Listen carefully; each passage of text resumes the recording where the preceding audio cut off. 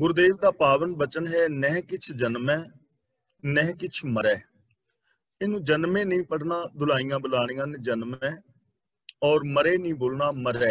नह किछ जन्मै नह किछ मरै, जिसका अर्थ है ना कुछ जमदा है और ना कुछ मरदा है। यानी इत्थे कुछ ना जम रहा है ना मर रहा है। पर इत्थे साडा एक सवाल पैदा होएगा जां मन दे अंदर एक विचार आएगी कि असीं तां रोज इत्थे देखदे हां मनुख मात्र पैदा हो रहे ने, बच्चे पैदा हो रहे ने, पशु पंछियां दे बच्चे पैदा हो रहे ने, वनस्पति पैदा हो रही है और रोज वनस्पति सुक भी रही है, मनुख मात्र दी मौत हो रही है, पशु पंछियां दी मौत भी हो रही है। पर गुरु जी कहते ने नह किछ जन्मै नह किछ मरे, ना कुछ जमदा है ना कुछ मरदा है। ये चीज थोड़ी जी समझन वाली है, क्योंकि प्रभु परमात्मा सदैवी है, रब सदैव है, वो एक अटल सच्चाई है, वो अविनाशी है।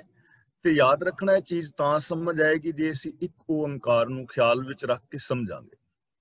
ਇੱਕ ਓੰਕਾਰ ਤੋਂ ਭਾਵ ਉਹ ਇੱਕੋ ਹੀ ਹੈ, ਦੂਜਾ ਨਹੀਂ ਹੈ, ਇੱਕ ਹੀ ਫੈਲਿਆ ਹੋਇਆ ਹੈ। ਸਾਡੇ ਆਪਣੇ ਭੁਲੇਖੇ ਹੋ ਸਕਦੇ ਨੇ ਕਿ ਅਸੀਂ ਰੱਬ ਦੇ ਨਾਲੋਂ ਵੱਖਰੇ ਹਾਂ, ਮੇਰੀ ਵੱਖਰੀ ਹੋਂਦ ਹੈ, ਇਹ ਸਾਡਾ ਭੁਲੇਖਾ ਹੋ ਸਕਦਾ ਹੈ। और ये भुलेखा ही है। भगत रविदास जी का एक पावन शब्द है, जब हम होते तब तू नाही, अब तू ही मैं नाही।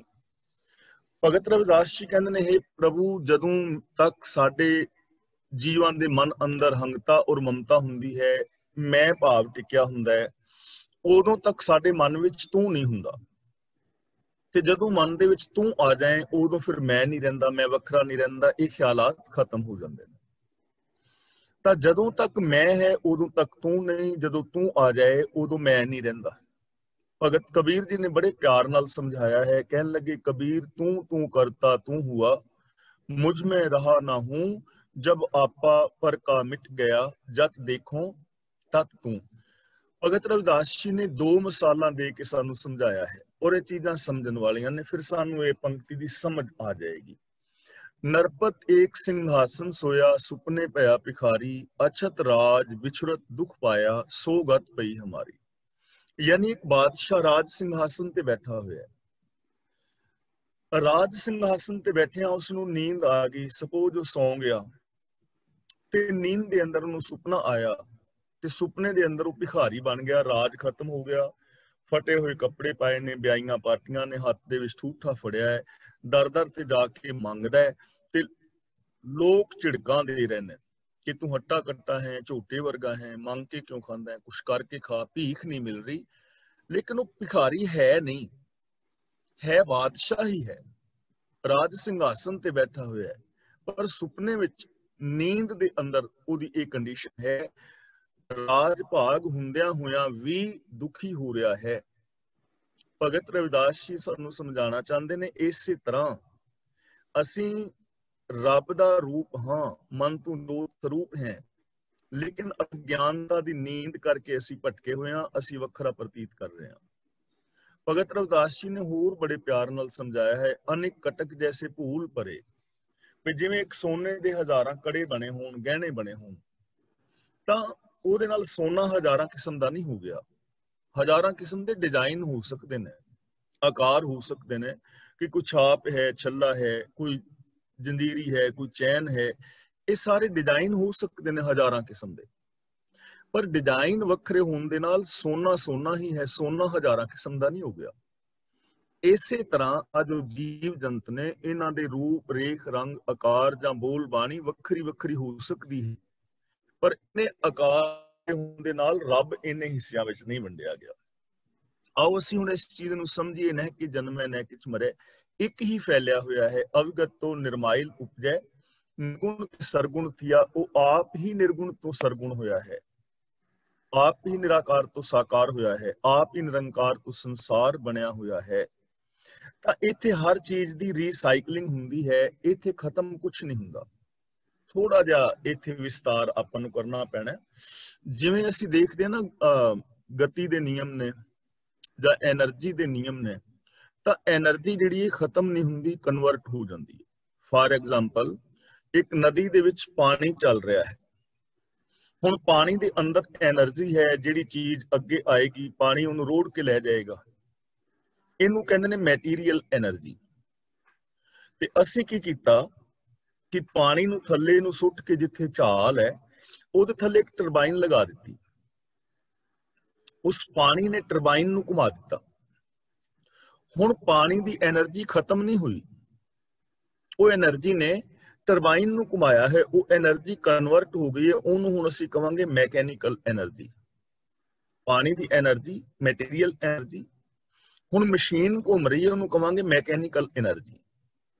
ਤੇ ਉਹ ਟਰਬਾਈਨ ਜਦੋਂ ਘੁੰਮ ਰਹੀ ਹੈ ਤੇ ਉਸ ਤੇ ਅੱਗੇ ਅਸੀਂ ਇੱਕ ਟਰਾਂਸਫਾਰਮਰ ਲਗਾ ਦਿੱਤਾ, ਜਨਰੇਟਰ ਲਗਾ ਦਿੱਤਾ ਬਿਜਲੀ ਪੈਦਾ ਕਰਨ ਵਾਲਾ। ਤਾਂ ਉਹ ਜੋ ਮੈਕੈਨੀਕਲ એનર્ਜੀ ਹੈ ਉਸਨੇ ਹੁਣ ਜਨਰੇਟਰ ਨੂੰ ਘੁਮਾਇਆ ਤੇ ਉੱਥੋਂ ਬਿਜਲੀ ਪੈਦਾ ਹੋ ਗਈ। એનર્ਜੀ ਖਤਮ ਨਹੀਂ ਹੋਈ, એનર્ਜੀ ਕਨਵਰਟ ਹੋ ਗਈ ਇਲੈਕਟ੍ਰੋਨਿਕ એનર્ਜੀ ਵਿੱਚ। ਤੇ ਇਲੈਕਟ੍ਰੋਨਿਕ એનર્ਜੀ ਉਥੋਂ ਅਸੀਂ ਤਾਰਾਂ ਲਗਾ ਕੇ ਅੱਗੇ ਇੱਕ ਪੱਖਾ ਚਲਾ ਦਿੱਤਾ। ਹੁਣ ਉਹ એનર્ਜੀ ਖਤਮ ਨਹੀਂ ਹੋਈ, ਉਹ ਮੁੜ ਕੇ ਫਿਰ ਮੈਕੈਨੀਕਲ એનર્ਜੀ ਦੇ ਅੰਦਰ ਕਨਵਰਟ ਹੋ ਗਈ, ਕਿਉਂਕਿ ਉਹਨੇ ਇੱਕ ਮਸ਼ੀਨ ਨੂੰ ਚਲਾਇਆ ਤੇ ਉਸ ਪੱਖੇ ਨੇ ਹਵਾ ਨੂੰ ਥੱਲੇ ਨੂੰ ਧੱਕਿਆ। ਤਾਂ ਉਹ ਹੁਣ એનર્ਜੀ ਖਤਮ ਨਹੀਂ ਹੋਈ, ਉਹ ਮੁੜ ਕੇ ਫਿਰ ਮੈਟੀਰੀਅਲ એનર્ਜੀ ਦੇ ਵਿੱਚ ਕਨਵਰਟ ਹੋ ਗਈ। ਇਹ ਜਿੰਨਾ ਵੀਰਾਂ ਨੇ ਥੋੜਾ ਇਸ ਟੌਪਿਕ ਬਾਰੇ ਪੜ੍ਹਿਆ ਹੈ, ਤੁਸੀਂ ਸਾਰੇ ਪੜ੍ਹੇ ਲਿਖੇ ਹੋ, ਇਸ ਚੀਜ਼ ਨੂੰ ਸਮਝ ਜਾਓਗੇ, ਬਹੁਤੇ ਵਿਸਥਾਰ ਵਿੱਚ ਜਾਣ ਦੀ ਜ਼ਰੂਰਤ ਨਹੀਂ। ਹੁਣ એનર્ਜੀ ਨਾ ਤੇ ਪੈਦਾ ਹੋਈ ਨਾ ਖਤਮ ਹੋਈ, ਕਨਵਰਟ ਹੋਈ।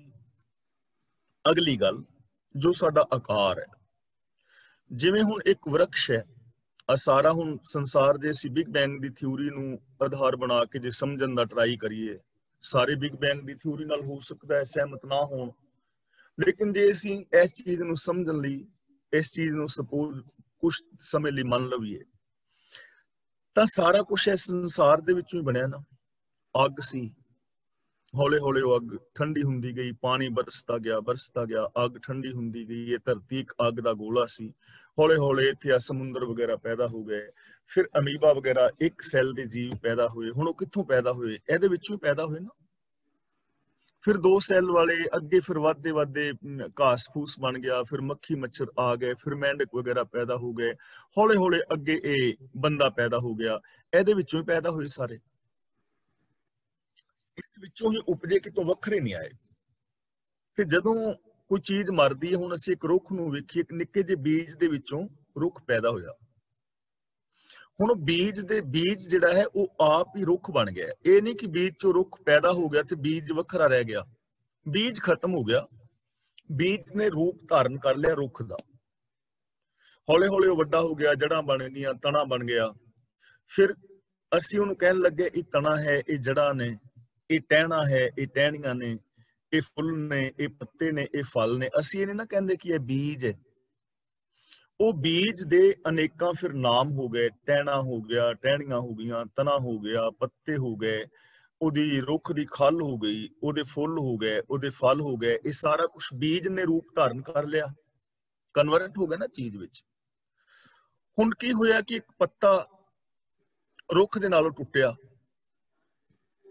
ਰੁੱਖ ਨਾਲੋਂ ਪੱਤਾ ਟੁੱਟ ਕੇ ਥੱਲੇ ਜ਼ਮੀਨ ਤੇ ਡਿੱਗ ਗਿਆ, ਤੇ ਜ਼ਮੀਨ ਦੇ ਉੱਤੇ ਡਿੱਗਣ ਤੋਂ ਬਾਅਦ ਬਰਸਾਤ ਵਗੈਰਾ ਪਈ ਤੇ ਉਹ ਪੱਤਾ ਗਲ ਗਿਆ। ਪੱਤਾ ਗਲ ਕੇ ਜ਼ਮੀਨ ਮਿੱਟੀ ਦੇ ਵਿੱਚ ਮਿਲਿਆ, ਖੁਰਾਕ ਬਣ ਗਿਆ, ਤੇ ਜੜਾਂ ਨੇ ਉਹਨੂੰ ਸੋਖ ਲਿਆ। ਉਹ ਮੁੜ ਕੇ ਫਿਰ ਜੜਾਂ ਦੇ ਵਿੱਚੋਂ ਹੁੰਦਾ ਫਿਰ ਅੱਗੇ ਪੱਤੇ ਤੱਕ ਪਹੁੰਚ ਗਿਆ। ਤਾਂ ਖਤਮ ਕੁਛ ਨਹੀਂ ਹੋਇਆ, ਰੀਸਾਈਕਲਿੰਗ ਹੋਇਆ। ਜਿਵੇਂ ਮੈਂ ਆ, ਜੇ ਮੇਰੀ ਗੱਲ ਕਰਕੇ ਆਪਾਂ ਸਮਝਣ ਦਾ ਯਤਨ ਕਰੀਏ, ਤਾਂ ਜਿਵੇਂ ਅਸੀਂ ਸਮਝਦੇ ਹਾਂ ਧਾਰਮਿਕ ਦੁਨੀਆ ਵਿੱਚ ਕਿ 5 ਤੱਤਾਂ ਤੋਂ ਸਰੀਰ ਬਣਿਆ ਹੈ, ਮਿੱਟੀ, ਪਾਣੀ, ਹਵਾ, ਆਕਾਸ਼ ਆਦਿ ਤੋਂ।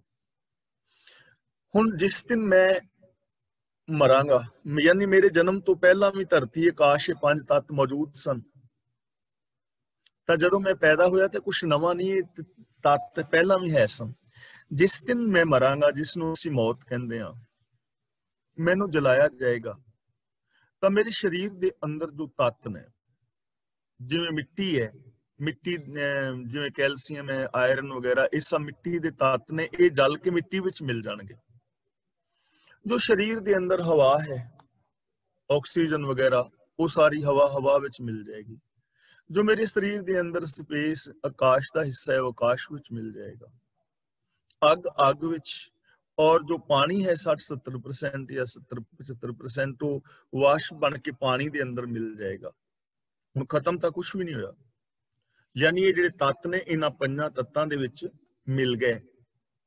अगे की होएगा, जो 60-70% पानी जिन्ना भी है आकाश विच भाप बन के उड्डिया, जदों उस पानी नूं ठंडक मिलेगी ते वो भाप तो फिर पानी दे विच कन्वर्ट होएगा ते वो तरेल बन के जां बदलां दे बरसात राहीं थल्ले गिरेगा जमीन ते, वो जमीन दे उत्ते घास फूस नूं जां किते होर जीवन दे रिहा होएगा।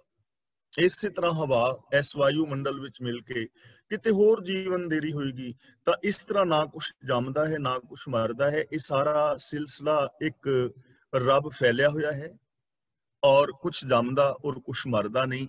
इत्थे सब कुछ रीसाइकलिंग हुंदा है, कुछ खत्म नहीं हुंदा। इनू साइंस कहती है कि एनर्जी नू ना पैदा किया जा सकता है ना खत्म किया जा सकता है, इनू कन्वर्ट किया जा सकता है। गुरबाणी विच इस चीज नू गुरु जी कहते ने आद सच जुगाद सच है पी सच नानक होसी पी सच, कि एक प्रभु ही पसरिया होया है जो आद जुगादी है। तो इत्थे कुछ जमदा और मरदा नहीं। आपन चलित आप ही करे, आपन दा मतलब अपने, चलित दा मतलब चरित्र तमाशे खेल आप ही करे। ये जिहड़ा खेल है रब आप ही कर रहा है, यानी ਉਹਦੇ ਤੋਂ ਇਲਾਵਾ कुछ होर है ही नहीं। हुण जम्मे मरेगा ते तां जे कोई होर होएगा, होर है ही नहीं। वो आप ही अपना खेल कर रहा है ते रब जन्म मरण विच है नहीं। ਇਹ ਚੀਜ਼ ਨੂੰ ਸਮਝਣ ਲਈ ਤੁਸੀਂ ਇੱਕ ਸ਼ਬਦ ਆਪ ਕੱਢ ਕੇ ਪੜ੍ਹ ਲੈਣਾ। बाजीगर जैसे बाजी पाई, नाना रूप पेख दिखलाई, सांग उतार थम्यों पासारा, तब एक को एक कंकारा। ਇਹ ਸ਼ਬਦ ਦੇ ਅੰਦਰ ਉਹ ਦੱਸਦੇ ਨੇ ਕਿ ਜਿਵੇਂ ਬਾਜੀਗਰ ਬਾਜੀ ਪਾਣ ਤੋਂ ਪਹਿਲਾਂ ਇਕੱਲਾ ਹੈ, ਪਰ ਬਾਜੀ ਪਾਉਂਦਿਆਂ ਖੇਲ ਦਿਖਾਉਂਦਿਆਂ ਉਹ ਅਨੇਕਾਂ ਰੂਪ ਧਾਰਨ ਕਰਦਾ ਹੈ। ਸਟੇਜ ਦੇ ਪਿੱਛੇ ਜਾਂਦਾ ਹੈ, ਪਰਦੇ ਪਿੱਛੇ ਕਦੇ ਬੁੱਢਾ ਕਦੇ ਜਵਾਨ ਕਦੇ ਬੱਚਾ ਬਣ ਕੇ ਆਉਂਦਾ ਹੈ, ਤੇ ਜਦੋਂ ਖੇਲ ਖਤਮ ਕਰਦਾ ਹੈ ਬਾਜੀਗਰ ਫਿਰ ਕੱਲਾ ਰਹਿ ਜਾਂਦਾ ਹੈ। ਤਾਂ ਗੁਰੂ ਜੀ ਕਹਿੰਦੇ ਨੇ ਹੁਣ ਦੱਸੋ ਕਵਨ ਰੂਪ ਦ੍ਰਿਸ਼ਟਿਓ ਬਿਨ ਸਾਇਓ, ਕਤੈ ਗਇਓ ਉਹ ਕਾਤੇ ਆਇਓ, ਕਿ ਬਾਜੀਗਰ ਦਾ ਕਿਹੜਾ ਰੂਪ ਪੈਦਾ ਹੋਇਆ ਤੇ ਕਿਹੜਾ ਰੂਪ ਖਤਮ ਹੋਇਆ। ਨਾ ਤੇ ਉਹਦਾ ਕੋਈ ਰੂਪ ਖਤਮ ਹੋਇਆ ਨਾ ਉਹਦਾ ਕੋਈ ਰੂਪ ਪੈਦਾ ਹੋਇਆ, ਉੱਥੇ ਕੱਲਾ ਬਾਜੀਗਰ ਹੀ ਤਮਾਸ਼ਾ ਕਰ ਰਿਹਾ ਸੀ ਨਾ। ਆਪ ਹੀ ਕਦੇ ਬੁੱਢਾ ਬਣ ਕੇ ਆ ਰਿਹਾ ਸੀ, ਕਦੇ ਜਵਾਨ ਕਦੇ ਬੱਚਾ ਕਦੇ ਚੋਰ ਕਦੇ ਸਿਪਾਹੀ, ਉਹ ਆਪ ਹੀ ਖੇਲ ਕਰ ਰਿਹਾ ਸੀ। ਤੇ ਜਦੋਂ ਖੇਲ ਖਤਮ ਕੀਤਾ ਫਿਰ ਕੱਲਾ ਰਹਿ ਗਿਆ। ਇਸੇ ਤਰ੍ਹਾਂ ਸਹਿਸ ਘਟਾ ਮੈਂ ਏਕ ਆਕਾਸ਼, ਹਜ਼ਾਰਾਂ ਘੜਿਆਂ ਦੇ ਵਿੱਚ ਆਕਾਸ਼ ਇੱਕੋ ਹੀ ਹੈ, ਲੇਕਿਨ ਸਾਨੂੰ ਹਜ਼ਾਰਾਂ ਦਿਸਦਾ ਹੈ। ਆਕਾਸ਼ ਪਹਿਲਾਂ ਵੀ ਇੱਕ ਸੀ, ਹਜ਼ਾਰਾਂ ਘੜਿਆਂ ਵਿੱਚ ਦਿਸਦਿਆਂ ਵੀ ਇੱਕ ਹੈ। ਘੜੇ ਭੰਨ ਦਿਓਗੇ ਆਕਾਸ਼ ਫਿਰ ਵੀ ਇੱਕ ਹੀ ਰਹੇਗਾ। ਇਸ ਸ਼ਬਦ ਦੇ ਅਖੀਰ ਵਿੱਚ ਗੁਰੂ ਜੀ ਕਹਿੰਦੇ ਨੇ ਭਰਮ ਲੋਭ ਮੋਹ ਮਾਇਆ ਵਿਕਾਰ, ਕਿ ਸਾਡੇ ਅੰਦਰ ਇੱਕ ਭਰਮ ਹੈ ਕਿ ਮੈਂ ਵੱਖਰਾ ਹਾਂ। ਲੋਭ ਔਰ ਮਾਇਆ ਦੇ ਵਿਕਾਰ ਨੇ। ਭਰਮ ਛੂਟੇ ਤੇ ਇੱਕ ਅੰਕਾਰ, ਜਦੋਂ ਇਹ ਭਰਮ ਖਤਮ ਹੋ ਜਾਏਗਾ ਨਾ, ਭਰਮ ਖਤਮ ਹੋ ਜਾਏਗਾ, ਅਸਲੀਅਤ ਦਾ ਪਤਾ ਲੱਗ ਜਾਏਗਾ, ਫਿਰ ਸਮਝ ਆ ਜਾਏਗੀ ਕਿ ਇੱਕੋ ਹੀ ਉਹ ਇੱਕ ਹੀ ਖੇਲ ਕਰ ਰਿਹਾ ਹੈ। ਆਪਨ ਚਲਿਤ आप ही कर रहे, इसलिए कोई जन्म मरण नहीं है। रब अपने खेल आप ही कर रहा है। आवत करता जात भी करता, दृष्टो करता, ओपत करता, परलो करता, वो अपने तमाशे अपना खेल आप कर रहा है। आवन जावन दृष्ट अंदृष्ट, आवन का मतलब आना और जाना, यानी जन्म और मरण। हुण मेरा जन्म होया मेरा मरण होएगा। दृष्ट का मतलब जो संसार दिस रहा है अस्थूल, ते अंदृष्ट का मतलब जिहड़ा जगत दिसता नहीं सूक्ष्म है लेकिन दिसता नहीं। हुण कोरोना वायरस नहीं ना दिसता, लेकिन सारियां नूं बन के बिठा दिता, यानी इत्थे दिसता अणदिसता सारा जगत। जो जीव जम रहे ने मर रहे ने, दिसता अणदिसता सारा जिहड़ा जगत है, आज्ञाकारी धारी सब सृष्ट, धारी का मतलब टिकाई हुई है, आसरा दिता हुआ है। ये सारा संसार प्रभु ने अपने हुक्म के अंदर तुरन वाला बनाया हुआ है। हुक्म का मतलब सिस्टम, लॉ ऑफ नेचर। रबी हुक्म के अंदर ये सारा कुछ करी जा रहा है, हुई जा रहा है, और ऑटोमैटिकली हुई जा रहा है। इस हुक्म तो बाहर असी कुछ कर नहीं सकते। ਹੁਕਮ ਦੇ ਅੰਦਰ, ਸਿਸਟਮ ਦੇ ਅੰਦਰ ਇਹ ਸਾਰਾ ਕੁਝ ਹੋਈ ਜਾ ਰਿਹਾ। ਇਸ ਨੂੰ ਸਿਸਟਮ ਨੂੰ ਬਦਲ ਨਹੀਂ ਸਕਦੇ। ਹਾਂ, ਜੋ ਕੁਦਰਤ ਦੇ ਅੰਦਰ ਨਿਯਮ ਨੇ, ਰੱਬੀ ਰਜ਼ਾ ਦੇ ਅੰਦਰ, ਭਾਣੇ ਵਿੱਚ ਨਿਯਮ ਦੇ ਅੰਦਰ, ਲਾ ਆਫ ਨੇਚਰ ਦੇ ਅੰਦਰ, ਇਹਨੂੰ ਸਮਝ ਕੇ ਬਹੁਤ ਕੁਝ ਕੀਤਾ ਜਾ ਸਕਦਾ ਹੈ, ਬਹੁਤ ਕੁਝ ਪਾਇਆ ਜਾ ਸਕਦਾ ਹੈ, ਬੜੇ ਸੁੱਖ ਆਰਾਮ ਮਾਣੇ ਜਾ ਸਕਦੇ ਨੇ। ਇੱਜ਼ਤ ਵਾਲੀ ਜ਼ਿੰਦਗੀ, ਪਿਆਰ ਵਾਲੀ ਜ਼ਿੰਦਗੀ, ਸਚਾਈ ਵਾਲੀ ਜ਼ਿੰਦਗੀ, ਖੁਸ਼ੀਆਂ ਵਾਲੀ ਜ਼ਿੰਦਗੀ ਜੀਵੀ ਜਾ ਸਕਦੀ ਹੈ, ਲੇਕਿਨ ਨਿਯਮ ਦੇ ਅੰਦਰ, ਨਿਯਮ ਤੋੜ ਕੇ ਨਹੀਂ। ਖੁਸ਼ੀਆਂ ਵਾਸਤੇ ਕੋਈ ਰਿਕੁਆਇਰਮੈਂਟ ਹੈ, ਉਹ ਰਿਕੁਆਇਰਮੈਂਟ ਪੂਰੀ ਕਰਨੀ ਪਵੇਗੀ। ਉਹ ਰਿਕੁਆਇਰਮੈਂਟ ਪੂਰੀ ਕਰਨ ਤੋਂ ਬਿਨਾਂ ਨਹੀਂ। ਤਾਂ ਗੁਰੂ ਜੀ ਕਹਿੰਦੇ ਨੇ ਸਾਰੀ ਦੀ ਸਾਰੀ ਸ੍ਰਿਸ਼ਟੀ, ਦਿਸਤਾ ਅਣਦਿਸਤਾ ਜੋ ਜਗਤ ਹੈ, ਇਹ ਸਭ ਹੁਕਮ ਦੇ ਅੰਦਰ ਹੈ। ਹੁਕਮ ਦੇ ਅੰਦਰ ਹੀ ਜਨਮ ਹੈ, ਹੁਕਮ ਦੇ ਅੰਦਰ ਹੀ ਮੌਤ ਹੈ, ਜਿਹਨੂੰ ਅਸੀਂ ਜਨਮ ਔਰ ਮੌਤ ਕਹਿੰਦੇ ਹਾਂ। ਆਪੇ ਆਪ, ਸਗਲ ਮਹਿ ਆਪ। ਸਾਰੇ ਜੀਵਾਂ ਦੇ ਵਿੱਚ ਕੇਵਲ ਆਪ ਹੀ ਆਪ ਹੈ, ਹੋਰ ਕੋਈ ਹੈ ਹੀ ਨਹੀਂ। ਹੁਣ ਦੱਸੋ ਮੇਰੇ ਵਿੱਚ ਕੌਣ ਹੈ? ਅਸੀਂ ਕਹਾਂਗੇ ਨਾ ਸਭੇ ਘਟ ਰਾਮ ਬੋਲੇ, ਘਟ ਘਟ ਮੈਂ ਹਰ ਜੂ ਬਸੇ। ਤੇ ਜੇ ਮੇਰੇ ਵਿੱਚ ਰੱਬ ਹੈ ਤੇ ਤੁਹਾਡੇ ਵਿੱਚ ਕੋਈ ਹੋਰ ਥੋੜਾ, ਤੁਹਾਡੇ ਵਿੱਚ ਵੀ ਰੱਬ ਹੈ।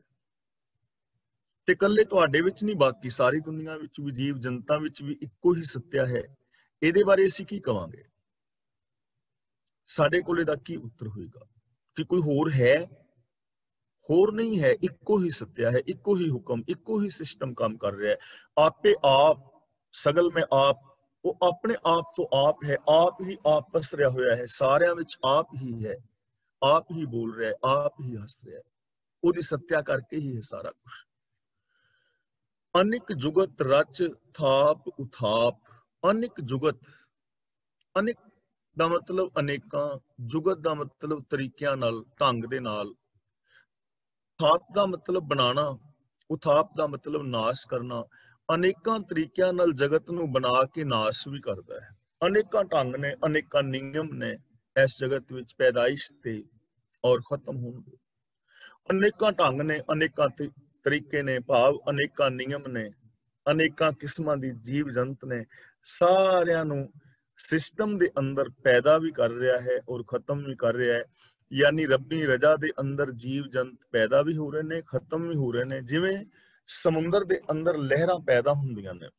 ਅਨਲ ਅਗਮ ਜੈਸੇ ਲਹਿਰ ਮੈਂ ਓਦਦ, ਜਲ ਕੇਵਲ ਜਲ ਮਾਹੀ। ਸਮੁੰਦਰ ਬਿਲਕੁਲ ਸ਼ਾਂਤ ਖੜਾ ਹੈ, ਪਾਣੀ ਤੇ ਥੋੜੀ ਥੋੜੀ ਹਵਾ ਚੱਲਣ ਲੱਗ ਗਈ, ਲਹਿਰਾਂ ਪੈਦਾ ਹੋਈਆਂ, ਹਵਾ ਤੇਜ਼ ਹੁੰਦੀ ਗਈ, ਤੂਫਾਨ ਆ ਗਿਆ ਤੇ ਤੂਫਾਨ ਆਉਣ ਦੇ ਨਾਲ ਸਮੁੰਦਰ ਦੇ ਵਿੱਚ ਲਹਿਰਾਂ ਹੀ ਲਹਿਰਾਂ ਪੈਦਾ ਹੋ ਗਈਆਂ, ਵੱਡੀਆਂ ਵੱਡੀਆਂ ਲਹਿਰਾਂ। ਹੁਣ ਉਹ ਲਹਿਰਾਂ ਕੀ ਨੇ? ਲਹਿਰਾਂ ਵੱਖਰੀਆਂ ਥੋੜੀ ਨੇ, ਪਾਣੀ ਹੈ ਨਾ, ਲਹਿਰਾਂ ਪਾਣੀ ਤੇ ਹੈ। ਸਮੁੰਦਰ ਸ਼ਾਂਤ ਖੜਾ ਸੀ ਤਾਂ ਵੀ ਪਾਣੀ ਸੀ, ਇਹਦੇ ਹਵਾ ਦੇ ਕਾਰਨ ਲਹਿਰਾਂ ਪੈਦਾ ਹੋ ਗਈਆਂ ਤੇ ਉਹ ਲਹਿਰਾਂ ਵੀ ਪਾਣੀ ਹੀ ਨੇ, ਉਹ ਵੱਖਰੀਆਂ ਨਹੀਂ ਹਨ। ਇਸੇ ਤਰ੍ਹਾਂ ਰੱਬ ਇੱਕ ਜ਼ਿੰਦਗੀ ਦਾ ਦਰਿਆ ਹੈ ਤੇ ਅਸੀਂ ਜੀਵ ਜੰਤ ਉਸ ਰੱਬ ਰੂਪ ਦਰਿਆ ਦੀਆਂ ਹੀ ਲਹਿਰਾਂ ਹਾਂ, ਉਹਦੇ ਹੀ ਬੁਲਬੁਲੇ ਹਾਂ। ਲਹਿਰਾਂ ਸਮੁੰਦਰ ਵਿੱਚੋਂ ਹੀ ਪੈਦਾ ਹੁੰਦੀਆਂ ਨੇ, ਸਮੁੰਦਰ ਵਿੱਚ ਹੀ ਸਮਾ ਜਾਂਦੀਆਂ ਨੇ। ਨਾ ਕਦੇ ਉਹ ਸਮੁੰਦਰ ਨਾਲੋਂ ਵੱਖਰੀਆਂ ਸਨ ਤੇ ਨਾ ਸਮੁੰਦਰ ਨਾਲੋਂ ਵੱਖਰੀਆਂ ਹੋਈਆਂ। ਯਾਨੀ ਪਾਣੀ ਪਾਣੀ ਹੀ ਸੀ, ਸਮੁੰਦਰ ਵਿੱਚੋਂ ਪੈਦਾ ਹੋਈਆਂ, ਸਮੁੰਦਰ ਵਿੱਚ ਸਮਾ ਗਈਆਂ, ਕਿਉਂਕਿ ਹੈ ਹੀ ਪਾਣੀ ਸੀ। ਇਸੇ ਤਰ੍ਹਾਂ ਅਸੀਂ ਇਸ ਕਾਇਨਾਤ ਦੇ ਵਿੱਚੋਂ ਪੈਦਾ ਹੁੰਦੇ ਆ, ਇਹਦੇ ਵਿੱਚ ਹੀ ਸਮਾ ਜਾਂਦੇ ਆ। ਇੱਕੋ ਹੀ ਪਸਰਿਆ ਹੋਇਆ ਹੈ, ਅਨੇਕਾਂ ਤਰੀਕਿਆਂ ਦੇ ਨਾਲ ਇਹ ਜਗਤ ਦੀ ਉਤਪਤੀ ਔਰ ਲੈਤਾ ਹੁੰਦੀ ਰਹਿੰਦੀ ਹੈ। ਅਬਿਨਾਸ਼ੀ ਨਾ ਹੀ ਕਿਛ ਖੰਡ। ਖੰਡ ਦਾ ਮਤਲਬ ਹੈ ਟੋਟੇ। ਪ੍ਰਭੂ ਆਪ ਅਬਿਨਾਸ਼ੀ ਹੈ ਤੇ ਉਹਦੇ ਟੋਟੇ ਨਹੀਂ ਹੋ ਸਕਦੇ, ਉਹ ਟੁੱਟਣ ਵਾਲਾ ਨਹੀਂ ਹੈ। ਉਹਨੂੰ ਕਿਵੇਂ ਤੋੜੋਗੇ? ਤੋੜ ਕੇ ਉਹਨੂੰ ਅਲੱਗ ਕਿਵੇਂ ਕਰੋਗੇ? ਇਸ ਸੰਸਾਰ ਨੂੰ ਕਿਵੇਂ ਤੋੜੋਗੇ? ਰੱਬ ਨੂੰ ਕਿਵੇਂ ਤੋੜੋਗੇ? ਜਿਹੜੀ ਇਸ ਦੁਨੀਆ ਦੇ ਵਿੱਚ ਵਿਆਪਕ ਐਨਰਜੀ ਹੈ, ਉਸ ਨੂੰ ਤੋੜ ਨਹੀਂ ਨਾ ਸਕਦੇ। ਖੰਡ ਖੰਡ ਨਹੀਂ ਕੀਤਾ ਜਾ ਸਕਦਾ, ਉਹਦਾ ਨਾਸ਼ ਨਹੀਂ ਹੋ ਸਕਦਾ। ਹਾਂ, ਸੋਨਾ ਹੈ, ਹੁਣ ਸੋਨੇ ਨੂੰ ਅਸੀਂ ਗਹਿਣੇ ਬਣਾ ਸਕਦੇ ਹਾਂ, ਟੁਕੜੇ ਟੁਕੜੇ ਅਸੀਂ ਕਰ ਦਿੱਤੇ। ਇੱਕ ਟੁਕੜੇ ਦੀ ਛਾਪ ਬਣ ਗਈ, ਇੱਕ ਟੁਕੜੇ ਦਾ ਛੱਲਾ ਬਣ ਗਿਆ, ਦੂਜੇ ਦਾ ਕਾਂਟਾ ਬਣ ਗਿਆ, ਤੀਜੇ ਦਾ ਕਲਿੱਪ ਬਣ ਗਿਆ, ਚੌਥੇ ਦੀ ਜੰਜੀਰੀ ਬਣ ਗਈ, ਜਾਂ ਹੋਰ ਗਹਿਣੇ ਬਣਾ ਲਏ, ਕੜੇ ਬਣਾ ਲਏ। ਹੁਣ ਸੋਨਾ ਤੇ ਸੋਨਾ ਹੀ ਹੈ ਨਾ, ਸੋਨੇ ਨੂੰ ਕਿਵੇਂ ਅਲੱਗ-ਅਲੱਗ ਕਰੋਗੇ ਵੀ ਇਹ ਸੋਨਾ ਅਲੱਗ ਕਿਸਮ ਦਾ ਹੋ ਗਿਆ, ਦੂਜਾ ਸੋਨਾ ਕਿਸੇ ਕਿਸੇ ਕਿਸਮ ਦਾ ਹੋ ਗਿਆ। ਗਹਿਣਾ ਹੋ ਗਿਆ, ਆਕਾਰ ਹੋ ਗਏ, ਲੇਕਿਨ ਸੋਨਾ ਤੇ ਫਿਰ ਸੋਨਾ ਹੀ ਹੈ। ਇਸੇ ਤਰ੍ਹਾਂ ਸਾਡੇ ਸਰੀਰ ਵੱਖਰੇ ਨੇ, ਪਹਿਨਾਵਾ ਵੱਖਰਾ ਹੈ, ਇਲਾਕੇ ਦੇ ਹਿਸਾਬ ਨਾਲ, ਗਰਮੀ ਸਰਦੀ ਦੇ ਹਿਸਾਬ ਨਾਲ ਰੰਗ ਜਿਹੜੇ ਨੇ ਉਹ ਲੋਕਾਂ ਦੇ ਵੱਖਰੇ ਹੋ ਸਕਦੇ ਨੇ। ਅਫਰੀਕਾ ਵਿੱਚ ਗਰਮੀ ਜ਼ਿਆਦਾ ਕਰਕੇ ਸਰੀਰ ਕੋਈ ਹੋਰ ਕਿਸਮ ਦਾ ਹੈ, ਜਿੱਧਰ ਠੰਡੇ ਠੰਡੇ ਇਲਾਕਿਆਂ ਵਿੱਚ ਰੰਗ ਰੂਪ ਹੋਰ ਢੰਗ ਦਾ ਹੈ, ਖਾਣ ਪੀਣ ਹੋਰ ਢੰਗ ਦਾ ਹੈ। ਇੱਕ ਵੱਖਰੀ ਚੀਜ਼ ਹੈ, ਧਰਤੀ ਹੈ, ਚੰਦਰਮਾ ਹੈ, ਸੂਰਜ ਹੈ, ਗ੍ਰਹਿ ਨਕਸ਼ਤਰ ਨੇ, ਇਹ ਇੱਕ ਵੱਖਰਾ ਟੌਪਿਕ ਹੈ। ਲੇਕਿਨ ਹੈ ਤੇ ਸਾਰਾ ਕੁਝ ਇੱਕ ਹੀ ਹੈ ਨਾ, ਅਬਿਨਾਸ਼ੀ ਹੈ ਔਰ ਉਹ ਟੁੱਟਣ ਵਾਲਾ ਨਹੀਂ ਹੈ। ਉਹਨੂੰ ਵੱਖਰਿਆਂ ਵੱਖਰਿਆਂ ਕੀਤਾ ਨਹੀਂ ਜਾ ਸਕਦਾ, ਉਹ ਇੱਕ ਹੀ ਹੈ ਔਰ ਇੱਕ ਹੀ ਰਹੇਗਾ। ਧਾਰਨ ਧਾਰ ਰਹੋ ਬ੍ਰਹਿਮੰਡ, ਬ੍ਰਹਿਮੰਡ ਧਾਰਨ ਧਾਰ ਰਹੋ। ਬ੍ਰਹਿਮੰਡ ਦਾ ਮਤਲਬ ਬ੍ਰਹਿਮੰਡ ਦੀ ਧਾਰਨਾ ਧਾਰੀ ਹੋਈ ਹੈ, ਸਾਰੇ ਬ੍ਰਹਿਮੰਡ ਦੀ ਰਚਨਾ ਆਪ ਰਚ ਰਿਹਾ ਹੈ। ਧਾਰਨ ਦਾ ਮਤਲਬ ਆਸਰਾ ਦੇਣਾ ਹੁੰਦਾ ਹੈ, ਸਾਰਿਆਂ ਨੂੰ ਆਸਰਾ ਆਪ ਦੇ ਰਿਹਾ ਹੈ। ਹੁਣ ਧਰਤੀ ਨੂੰ ਕਿਸੇ ਨੇ ਹੋਰ ਨੇ ਆਸਰਾ ਨਹੀਂ ਦਿੱਤਾ ਹੋਇਆ ਕਿ ਧਰਤੀ ਨੂੰ ਕੋਈ ਬੈਲ ਚੁੱਕਿਆ ਹੈ, ਕਿਸੇ ਨੂੰ ਸੱਪ ਨੇ ਚੁੱਕਿਆ ਹੈ, ਐਸਾ ਨਹੀਂ ਹੈ। ਸਿਸਟਮ ਦੇ ਅੰਦਰ ਹਰ ਇੱਕ ਨੂੰ ਆਧਾਰ ਹੈ ਔਰ ਉਸ ਸਿਸਟਮ ਦੇ ਅੰਦਰ ਹਰ ਸ਼ੈ ਚਲੀ ਜਾ ਰਹੀ ਹੈ, ਚਾਹੇ ਉਹ ਮਨੁੱਖ ਮਾਤਰ ਨੇ, ਜੀਵ ਜੰਤ ਨੇ, ਪਸ਼ੂ ਪੰਛੀ ਨੇ, ਖੰਡ ਮੰਡਲ ਬ੍ਰਹਿਮੰਡ ਨੇ, ਸਭ ਚੀਜ਼ਾਂ ਨੂੰ ਆਪ ਆਸਰਾ ਦੇ ਰਿਹਾ ਹੈ। ਭਾਵ ਕਿ ਰੱਬੀ ਰਜਾ ਹੁਕਮ ਦੇ ਅੰਦਰ ਇਹ ਸਾਰਾ ਸੰਸਾਰ ਚੱਲ ਰਿਹਾ ਹੈ। ਅਲਖ ਅਪੇਵ ਪੁਰਖ ਪ੍ਰਤਾਪ। ਅਲਖ ਦਾ ਮਤਲਬ ਜਿਹੜਾ ਦਿਸਦਾ ਨਹੀਂ, ਬਿਆਨ ਨਹੀਂ ਹੋ ਸਕਦਾ। ਹੁਣ ਜਿਸ ਨਜ਼ਰੀਏ ਦੇ ਨਾਲ, ਜਿਸ ਮਾਨਸਿਕਤਾ ਦੇ ਨਾਲ ਅਸੀਂ ਵੇਖਣਾ ਚਾਹੁੰਦੇ ਹਾਂ, ਉਸ ਮਾਨਸਿਕਤਾ ਦੇ ਨਾਲ ਤੇ ਰੱਬ ਨਹੀਂ ਦਿਸੇਗਾ। ਸੋਚ ਬਦਲਣੀ ਪਵੇਗੀ ਨਾ, ਸੋਚ ਉੱਚੀ ਚੱਕਣੀ ਪਵੇਗੀ। ਔਰ ਜੇ ਸਾਰੇ ਬ੍ਰਹਿਮੰਡ ਨੂੰ ਅਸੀਂ ਵੇਖਣਾ ਚਾਹੀਏ ਤਾਂ ਵੇਖ ਵੀ ਨਹੀਂ ਸਕਾਂਗੇ, ਕਿਉਂਕਿ ਇਹਦਾ ਅੰਤ ਨਹੀਂ ਹੈ ਨਾ। ਅਭੇਦ ਦਾ ਮਤਲਬ ਉਹਦਾ ਭੇਤ ਨਹੀਂ ਪਾਇਆ ਜਾ ਸਕਦਾ। ਹੁਣ ਰੱਬ ਦੇ ਹੁਕਮ ਦਾ, ਸਿਸਟਮ ਦਾ ਸਮਗਰ ਭੇਤ ਕਿਵੇਂ ਪਾਓਗੇ? ਕੁਛ ਭੇਤ ਬੰਦੇ ਨੂੰ ਆਇਆ ਹੈ, ਜਿੰਨਾ ਕੁ ਆਇਆ ਹੈ ਉਹਨਾਂ ਇਹ ਸਮਝ ਰਿਹਾ ਹੈ, ਉਹਦਾ ਇਹਨੇ ਲਾਭ ਉਠਾਇਆ ਹੈ। ਬਹੁਤ ਸਾਰੀਆਂ ਇਹਨੇ ਖੋਜਾਂ ਕੀਤੀਆਂ ਨੇ, ਬੋਲਣਾ ਸਿੱਖ ਲਿਆ, ਤੁਰਨਾ ਸਿੱਖ ਲਿਆ, ਖੇਤੀ ਕਰਨੀ ਸਿੱਖ ਲਈ ਨੇ, ਜੀਣਾ ਸਿੱਖ ਲਿਆ। ਜਿੰਨਾ ਕਿ ਇਹਨੂੰ ਸਮਝ ਆਈ, ਜਿਵੇਂ ਜਿਵੇਂ ਹੋਰ ਸਮਝ ਆਉਂਦੀ ਜਾਏਗੀ, ਹੋਰ ਇਹ ਸਿੱਖਦਾ ਜਾਏਗਾ, ਹੋਰ ਕੁਝ ਪੈਦਾ ਕਰਦਾ ਜਾਏਗਾ, ਸਹੂਲਤਾਂ ਪੈਦਾ। ਲੇਕਿਨ ਉਹ ਅਨੰਤ ਹੈ, ਅੰਤ ਕਦੇ ਵੀ ਨਹੀਂ ਪਾਇਆ ਜਾਏਗਾ। ਪੁਰਖ ਦਾ ਮਤਲਬ ਰਮਿਆ ਹੋਇਆ ਹੈ, ਜਗਤ ਦੇ ਅੰਦਰ ਸਮਾਇਆ ਹੋਇਆ ਹੈ, ਕਣ ਕਣ ਵਿੱਚ ਉਹ ਹੀ ਹੈ। ਤੇ ਉਹਦਾ ਜਿਹੜਾ ਪ੍ਰਤਾਪ ਹੈ, ਉਹਦੇ ਪ੍ਰਤਾਪ ਦਾ ਅੰਤ ਨਹੀਂ ਪੈਂਦਾ, ਉਹਦਾ ਪ੍ਰਤਾਪ ਜਾਣਿਆ ਨਹੀਂ ਜਾਂਦਾ। ਤਾਂ ਉਹ ਵਿਆਪਕ ਪ੍ਰਭੂ ਦੇ ਪ੍ਰਤਾਪ ਦਾ ਭੇਦ ਨਹੀਂ ਪਾਇਆ ਜਾ ਸਕਦਾ ਔਰ ਉਹਨੂੰ ਬਿਆਨ ਨਹੀਂ ਕੀਤਾ ਜਾ ਸਕਦਾ, ਉਹਦਾ ਅੰਤ ਨਹੀਂ ਪਾਇਆ ਜਾ ਸਕਦਾ। ਤਾਂ ਇਥੋਂ ਸਾਡੇ ਜੀਵਨ ਵਾਸਤੇ ਸਾਨੂੰ ਸਿੱਖਿਆ ਮਿਲੇਗੀ ਕਿ ਸਾਨੂੰ ਇਸ ਸੰਸਾਰ ਵਾਸਤੇ ਆਪਣਾ ਨਜ਼ਰੀਆ ਬਦਲਣਾ ਚਾਹੀਦਾ ਹੈ, ਆਪਣੇ ਨਜ਼ਰੀਏ ਵਿੱਚ ਵਿਸ਼ਾਲਤਾ ਲਿਆਉਣੀ ਚਾਹੀਦੀ ਹੈ। ਜਿਸ ਕਿਸਮ ਦਾ ਸਾਡਾ ਨਜ਼ਰੀਆ ਹੈ ਬੇਸ਼ੱਕ ਚੰਗਾ ਹੈ, ਲੇਕਿਨ ਇਸ ਚੰਗੇ ਨਜ਼ਰੀਏ ਦਾ ਕੋਈ ਅੰਤ ਨਹੀਂ ਹੈ। ਇਹਨੂੰ ਹੋਰ ਚੰਗਾ ਬਣਾਇਆ ਜਾ ਸਕਦਾ ਹੈ, ਇਹਨੂੰ ਹੋਰ ਵਿਸ਼ਾਲ ਕੀਤਾ ਜਾ ਸਕਦਾ ਹੈ। ਆਪਣੀ ਸੋਚ ਵਿੱਚ ਵਿਸ਼ਾਲਤਾ ਲਿਆਉਣੀ ਹੈ, ਤੇ ਜੇ ਸੋਚ ਅੰਦਰ ਵਿਸ਼ਾਲਤਾ ਲੈ ਆਂਦੀ ਜਾਏ, ਕਾਮਨ ਸੈਂਸ ਮਿਲ ਜਾਏ, ਤਾਂ ਸਾਡੇ ਬਹੁਤ ਸਾਰੇ ਝਗੜੇ, ਵਾਦ ਵਿਵਾਦ ਆਟੋਮੈਟਿਕਲੀ ਖਤਮ ਹੋ ਜਾਣਗੇ। ਤੇ ਦੂਜੀ ਗੱਲ, ਉਹ ਅਨੰਤ ਹੈ, ਤਾਂ ਇਹਦਾ ਮਤਲਬ ਕਿ ਸਾਡੇ ਵਿਕਾਸ ਵਾਸਤੇ ਵੀ ਅਨੰਤ ਸੰਭਾਵਨਾਵਾਂ ਨੇ। ਸਾਡੇ ਅੰਦਰ ਅਨੰਤ ਵਿਕਾਸਤਾ ਆ ਸਕਦੀ ਹੈ, ਸਾਡੇ ਅੰਦਰ ਬਹੁਤ ਸਾਰੀਆਂ ਪੋਸੀਬਿਲਿਟੀਜ਼ ਨੇ। ਇਸ ਸੰਸਾਰ ਦੇ ਅੰਦਰ ਬਹੁਤ ਸਾਰੀਆਂ ਸੰਭਾਵਨਾਵਾਂ ਸਾਡੇ ਲਈ ਮੌਜੂਦ ਨੇ। ਆਪ ਜਪਾਏ ਤਾਂ ਨਾਨਕ ਜਾਪ। ਜੇ ਰੱਬ ਆਪ ਜਪਾਏ, ਜਪਾਏ ਦਾ ਮਤਲਬ ਜਣਾਏ, ਜਾਪ ਦਾ ਮਤਲਬ ਹੁੰਦਾ ਹੈ ਜਾਣਨਾ, ਜਪ ਦਾ ਮਤਲਬ ਜਾਣਨਾ, ਜਪਾਏ ਦਾ ਮਤਲਬ ਜਣਾਏ। ਜੇ ਉਹ ਆਪ ਜਣਾਏ ਤਾਂ ਹੀ ਬੰਦਾ ਉਹਨੂੰ ਜਾਪ ਜਾਣ ਸਕਦਾ ਹੈ, ਸਮਝ ਬਖਸ਼ੇ, ਸੂਝ ਬਖਸ਼ੇ। ਔਰ ਜਾਪ ਦਾ ਮਤਲਬ ਗੁਣ ਗਾਣਾ ਵੀ ਹੁੰਦਾ ਹੈ। ਜੇ ਉਹ ਰਹਿਮਤ ਕਰੇ ਤਾਂ ਹੀ ਉਹਦੇ ਗੁਣ ਗਾਏ ਜਾ ਸਕਦੇ ਨੇ। ਜੇ ਰੱਬ ਰਹਿਮਤ ਕਰੇ, ਬਖਸ਼ਿਸ਼ ਕਰੇ, ਗਿਆਨ ਦੀ ਦਾਤ ਦੇਵੇ, ਤਾਂ ਉਹਨੂੰ ਜਾਣਿਆ ਜਾ ਸਕਦਾ ਹੈ, ਉਹਦੇ ਗੁਣ ਗਾਏ ਜਾ ਸਕਦੇ ਨੇ। ਇਹ ਚੀਜ਼ ਆਪਾਂ ਕਈ ਵਾਰ ਵਿਚਾਰ ਚੁੱਕੇ ਹਾਂ ਕਿ ਇਹਦਾ ਮਤਲਬ ਇਹ ਨਹੀਂ ਕਿ ਰੱਬ ਸਾਨੂੰ ਹੁਣ ਹੁਕਮ ਨਹੀਂ ਕਰਦਾ ਪਿਆ ਤਾਂ ਅਸੀਂ ਨਹੀਂ ਉਹਦੇ ਗੁਣ ਗਾ ਰਹੇ ਜਾਂ ਉਹਨੂੰ ਜਾਣ ਰਹੇ। ਰੱਬ ਨੇ ਸਾਡੇ ਤੇ ਦਇਆ ਨਹੀਂ ਕੀਤੀ ਤਾਂ ਅਸੀਂ ਉਹਨੂੰ ਨਹੀਂ ਜਾਣ ਪਾਏ, ਤਾਂ ਅਸੀਂ ਉਹਦੇ ਹੁਕਮ ਵਿੱਚ ਨਹੀਂ ਤੁਰਦੇ। ਗੱਲ ਇਹ ਨਹੀਂ ਹੈ, ਗੱਲ ਇਹ ਹੈ ਕਿ ਅਸੀਂ ਰੱਬ ਦੀ ਦਇਆ ਦੇ ਪਾਤਰ ਬਣਨਾ ਹੈ। ਸਾਡੇ ਕੋਲ ਦਿਮਾਗ ਹੈ, ਇਹਨੂੰ ਅਸੀਂ ਕਿਸ ਢੰਗ ਦੇ ਨਾਲ ਯੂਜ਼ ਕਰਦੇ ਹਾਂ, ਚੰਗੇ ਪਾਸੇ ਜਾਂ ਮਾੜੇ ਪਾਸੇ। ਜੋ ਸਿਸਟਮ ਅਨੁਸਾਰ ਚੱਲੇਗਾ ਉਹ ਇਹ ਚੀਜ਼ ਨੂੰ ਸਮਝ ਲਵੇਗਾ, ਇਸੇ ਨੂੰ ਕਹਿੰਦੇ ਨੇ ਆਪ ਜਪਾਏ ਦਾ ਮਤਲਬ ਹੁਕਮ ਦੇ ਅੰਦਰ ਜੋ ਚੱਲੇਗਾ ਉਹ ਸਮਝੇਗਾ, ਉਹਦੇ ਗੁਣਾਂ ਨੂੰ ਗਾਏਗਾ, ਉਹਦੀ ਰਜ਼ਾ ਦੇ ਵਿੱਚ ਰਹੇਗਾ, ਕਿਉਂਕਿ ਉਹਨੂੰ ਸਮਝ ਆ ਜਾਏਗੀ ਕਿ ਇੱਥੇ ਹੋਂਦ ਜਿਹੜੀ ਹੈ ਉਹ ਗੁਣਾਂ ਦੀ ਹੈ। ਅਵਗੁਣ ਗੁਣਾਂ ਦੀ ਅਣਹੋਂਦ ਦਾ ਨਾਮ ਹੈ। ਝੂਠ ਦੀ ਹੋਂਦ ਨਹੀਂ ਹੈ, ਹੋਂਦ ਤੇ ਹੈ ਸੱਚ ਦੀ, ਪਰ ਝੂਠ ਤੇ ਸੱਚ ਦੀ ਅਣਹੋਂਦ ਦਾ ਨਾਮ ਹੈ। ਜਦੋਂ ਅਸੀਂ ਸੱਚ ਨਹੀਂ ਬੋਲਦੇ ਝੂਠ ਆ ਜਾਂਦਾ ਹੈ, ਝੂਠ ਅਸੀਂ ਬੋਲਣ ਲੱਗ ਜਾਂਦੇ ਹਾਂ। ਜੇ ਅਸੀਂ ਸੱਚ ਬੋਲੀਏ ਤਾਂ ਝੂਠ ਆਏਗਾ ਹੀ ਨਹੀਂ। ਹੋਂਦ ਚਾਨਣ ਦੀ ਹੈ, ਹਨੇਰੇ ਦੀ ਹੋਂਦ ਨਹੀਂ ਹੈ। ਜੇ ਹਨੇਰੇ ਦੀ ਹੋਂਦ ਹੋਵੇ ਤੇ ਲਾਈਟ ਜਗਾਉਣ ਤੋਂ ਬਾਅਦ ਵੀ ਰਹਿਣਾ ਚਾਹੀਦਾ। ਜੇ ਹਨੇਰੇ ਦੀ ਹੋਂਦ ਹੋਵੇ ਤੇ ਜਦੋਂ ਸੂਰਜ ਚੜਿਆ ਹੋਵੇ ਉਦੋਂ ਵੀ ਹੋਣਾ ਚਾਹੀਦਾ ਨਾ। ਜਦੋਂ ਸੂਰਜ ਨਹੀਂ ਹੁੰਦਾ ਉਦੋਂ ਹਨੇਰਾ ਹੁੰਦਾ ਹੈ, ਜਦੋਂ ਅਸੀਂ ਲਾਈਟ ਬੰਦ ਕਰਦੇ ਹਾਂ ਹਨੇਰਾ ਉਦੋਂ ਹੁੰਦਾ ਹੈ। ਤਾਂ ਲਾਈਟ ਨਹੀਂ ਜਗਾਵਾਂਗੇ ਤੇ ਹਨੇਰਾ ਆਟੋਮੈਟਿਕਲੀ ਹੋ ਜਾਏਗਾ। ਅਸੀਂ ਗਿਆਨ ਦੀ ਵਰਤੋਂ ਨਹੀਂ ਕਰਾਂਗੇ ਤਾਂ ਅਗਿਆਨ ਆਟੋਮੈਟਿਕਲੀ ਆ ਜਾਏਗਾ। ਅਸੀਂ ਪ੍ਰੇਮ ਦੇ ਨਾਲ ਨਹੀਂ ਰਹਾਂਗੇ ਤਾਂ ਈਰਖਾ ਦਵੇਸ਼ ਆਟੋਮੈਟਿਕਲੀ ਸਾਡੀ ਜ਼ਿੰਦਗੀ 'ਚ ਆ ਜਾਏਗੀ। ਜੇ ਅਸੀਂ ਦਇਆ ਨਹੀਂ ਕਰਾਂਗੇ ਦਇਆ ਆਪਣੇ ਆਪ ਆ ਜਾਣੀ ਹੈ। ਆਪ ਜਪਾਏ ਤਾਂ ਨਾਨਕ ਜਾਪ, ਜੋ ਉਸ ਪ੍ਰਭੂ ਦੀ ਰਜ਼ਾ ਭਾਣੇ ਵਿੱਚ ਤੁਰਦੇ ਨੇ ਤਾਂ ਉਹਨੂੰ ਜਾਣਦੇ ਨੇ, ਤਾਂ ਉਹਦੇ ਗੁਣਾਂ ਨੂੰ ਉਹ ਗਾਉਂਦੇ ਨੇ। ਜਿਨ ਪ੍ਰਭ ਜਾਤਾ ਸੋ ਸ਼ੋਭਾਵੰਤ, ਜਾਤਾ ਦਾ ਮਤਲਬ ਜਾਣ ਲਿਆ, ਪਛਾਣ ਲਿਆ। ਜਿਨ੍ਹਾਂ ਬੰਦਿਆਂ ਨੇ ਪ੍ਰਭੂ ਨੂੰ ਪਛਾਣ ਲਿਆ ਉਹ ਸ਼ੋਭਾ ਵਾਲੇ ਹੋ ਗਏ, ਉਹਨਾਂ ਨੂੰ ਮਾਣ ਆਦਰ ਮਿਲੇਗਾ। ਹੁਣ ਦੇਖੋ ਗੱਲ ਜਾਣਨ ਦੀ, ਜਾਤਾ ਪਛਾਨਣਾ, ਉਹਨੂੰ ਪਛਾਣ ਲਿਆ। ਹੁਣ ਅਸੀਂ ਰੱਬ ਨੂੰ ਨਹੀਂ ਪਛਾਣ ਪਾਏ। ਅਸੀਂ ਇਸ ਦੁਨੀਆ ਨੂੰ ਵੇਖਦੇ ਹਾਂ, ਅਸੀਂ ਇੱਕ ਦੂਜੇ ਨੂੰ ਦੇਖਦੇ ਹਾਂ, ਪਰ ਅਸੀਂ ਕਿਸ ਰੂਪ ਵਿੱਚ ਪਹਿਚਾਣਦੇ ਹਾਂ ਇੱਕ ਦੂਜੇ ਨੂੰ?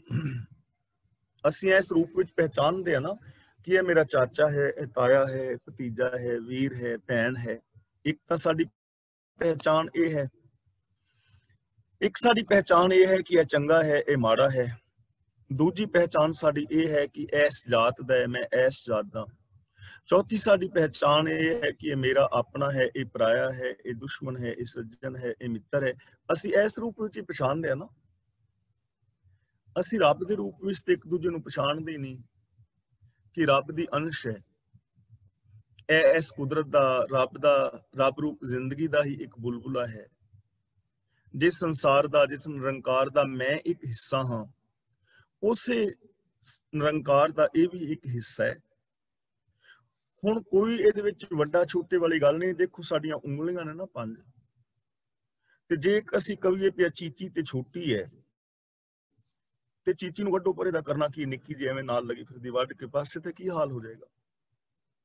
ਤੁਸੀਂ ਅੰਗੂਠਾ ਕੱਟ ਕੇ ਪਾਸੇ ਰੱਖ ਦੋ ਕਿ ਕੋਈ ਗੱਲ ਨਹੀਂ, ਬਾਕੀ ਸਰੀਰ ਤੇ ਹੈ, ਨਿੱਕਾ ਜਿਹਾ ਇੱਕ ਅੰਗ ਹੈ, ਅੰਗੂਠਾ ਇਹਨੂੰ ਕੱਟ ਦੋ। ਕੋਈ ਕੱਟਦਾ ਨਹੀਂ ਨਾ। ਸਾਡੇ ਸਰੀਰ ਦੀ ਸੁੰਦਰਤਾ ਤਾਂ ਹੀ ਹੈ ਨਾ, ਸਾਰੇ ਅੰਗ ਨੇ। ਕਈਆਂ ਨੂੰ ਹੁਣ ਲਕਵਾ ਹੋ ਜਾਂਦਾ ਹੈ, ਹਦਰੰਗ ਹੋ ਜਾਂਦਾ ਹੈ, ਪਾਸਾ ਮਾਰਿਆ ਗਿਆ। ਸਰੀਰ ਤੇ ਹੈ ਲੇਕਿਨ ਪਾਸਾ ਮਾਰਿਆ ਗਿਆ ਤਾਂ ਗੜਬੜ ਹੋ ਗਈ ਨਾ। ਸਾਰੇ ਸਰੀਰ ਦੇ ਅੰਗ ਠੀਕ ਤੰਦਰੁਸਤ ਹੋਣਗੇ ਤਾਂ ਹੀ ਅਸੀਂ ਖੁਸ਼ ਔਰ ਪ੍ਰਸੰਨ ਰਹਿ ਸਕਾਂਗੇ ਨਾ। ਇਹ ਚੀਜ਼ ਨੂੰ ਅਸੀਂ ਚੰਗੀ ਤਰ੍ਹਾਂ ਸਮਝਦੇ ਹਾਂ ਕਿਉਂਕਿ ਸਰੀਰ ਸਾਡਾ ਆਪਣਾ ਹੈ। ਅਸੀਂ ਅੱਖੀਆਂ ਅੱਖਾਂ ਦੋ ਨੇ, ਚਲੋ ਇੱਕ ਕਢਾ ਦਿੰਦੇ ਹਾਂ, 2 ਅੱਖਾਂ ਦਾ ਕਰਨਾ, ਇੱਕ ਨਾਲ ਦਿਸਦਾ ਤੇ ਹੈ ਚੰਗਾ ਭਲਾ, ਲੇਕਿਨ ਐਵੇਂ ਕੋਈ ਕਰਦਾ ਨਹੀਂ ਨਾ। ਦੰਦ ਬੱਤੀ ਨੇ, ਚਲੋ 2-3 ਦੰਦ ਕਢਾ ਦੋ, ਐਵੇਂ ਬੱਤੀ ਲਈ ਫਿਰਨੇ, ਬਰਸ਼ ਮਾਰਨਾ ਪੈਂਦਾ ਬੱਤੀਆਂ ਨੂੰ, ਤੇ 16 ਦੰਦ ਰੱਖ ਲੈਂਦੇ ਆ, ਥੱਲੇ ਵਾਲੇ ਕਢਾ ਦਿੰਦੇ ਆ। ਐਵੇਂ ਨਹੀਂ ਨਾ ਕਰਦਾ। ਤਾਂ ਸਾਨੂੰ ਪਤਾ ਹੈ ਕਿ ਸਾਡੇ ਸਰੀਰ ਦਾ ਹਰ ਅੰਗ ਸਾਡਾ ਆਪਣਾ ਹੈ। ਜੇ ਕਿਸੇ ਵੀ ਅੰਗ ਦੇ ਵਿੱਚ ਗੜਬੜ ਹੋਏਗੀ ਤੇ ਸਾਰਾ ਸਰੀਰ ਜਿਹੜਾ ਹੈ ਗੜਬੜ ਹੋਏਗੀ। ਜੇ ਕਿਤੇ ਉਂਗਲੀ ਤੇ ਦਰਦ ਹੁੰਦਾ ਹੈ, ਸਿਰ ਤੇ ਦਰਦ ਹੁੰਦਾ ਹੈ, ਨੱਕ ਕੰਨ ਤੇ ਦਰਦ ਹੁੰਦਾ ਹੈ, ਪ੍ਰੋਬਲਮ ਆਉਂਦੀ ਹੈ ਨਾ, ਕਿਉਂਕਿ ਸਮਗਰਤਾ ਨੂੰ ਅਸੀਂ ਸਮਝਦੇ ਹਾਂ। ਲੇਕਿਨ ਰੱਬ ਜਿਹੜਾ ਸਾਰਾ ਫੈਲਿਆ ਹੋਇਆ ਹੈ ਤੇ ਅਸੀਂ ਉਸ ਰੱਬ ਦੇ ਅੰਗ ਹਾਂ। ਮੈਂ ਇੱਕ ਅੰਗ ਹਾਂ, ਤੁਸੀਂ ਇੱਕ ਅੰਗ ਹੋ। ਜਿਵੇਂ ਇੱਕ ਰੁੱਖ ਦੇ ਅੰਗ ਨੇ ਨਾ, ਕੋਈ ਟਹਿਣਾ ਹੈ, ਕੋਈ ਟਹਿਣੀ ਹੈ, ਕੋਈ ਫੁੱਲ ਹੈ, ਕੋਈ ਪੱਤਾ ਹੈ। ਸਾਰਿਆਂ ਰੁੱਖਾਂ ਟਹਿਣੀਆਂ ਕਰਕੇ ਹੀ ਉਹਦਾ ਸੁੰਦਰਤਾ ਹੈ ਨਾ। ਤੇ ਜੇ ਅਸੀਂ ਕਹੀਏ ਵੀ ਯਾਰ ਇਹ ਤਣੇ ਦੇ ਨਾਲ ਨੇ, ਤਣੇ ਕਰਕੇ ਸਾਰਾ ਕੁਛ ਹੈ, ਤੇ ਆ ਟਹਿਣੇ ਵੱਢ ਦਿਓ, ਟਹਿਣੀਆਂ ਵੱਢ ਦਿਓ ਤੇ ਤਣਾ ਰਹਿਣ ਦਿਓ, ਤਾਂ ਪ੍ਰੋਬਲਮ ਹੋਏਗੀ ਨਾ। ਸਾਰਾ ਰੁੱਖ ਜਿਹੜਾ ਤਾਂ ਅੰਦਰ ਹੈ ਕਿਉਂਕਿ ਉਹਦੇ ਸਾਰੇ ਟਹਿਣੇ ਟਹਿਣੀਆਂ ਨਾਲ ਨੇ। ਹੁਣ ਸਾਰਾ ਰੱਬ ਫੈਲਿਆ ਹੋਇਆ ਹੈ ਇਹ ਵਿਸ਼ ਸੰਸਾਰ ਤੁਮ ਦੇਖਦੇ ਹਰ ਕਾ ਰੂਪ ਹੈ।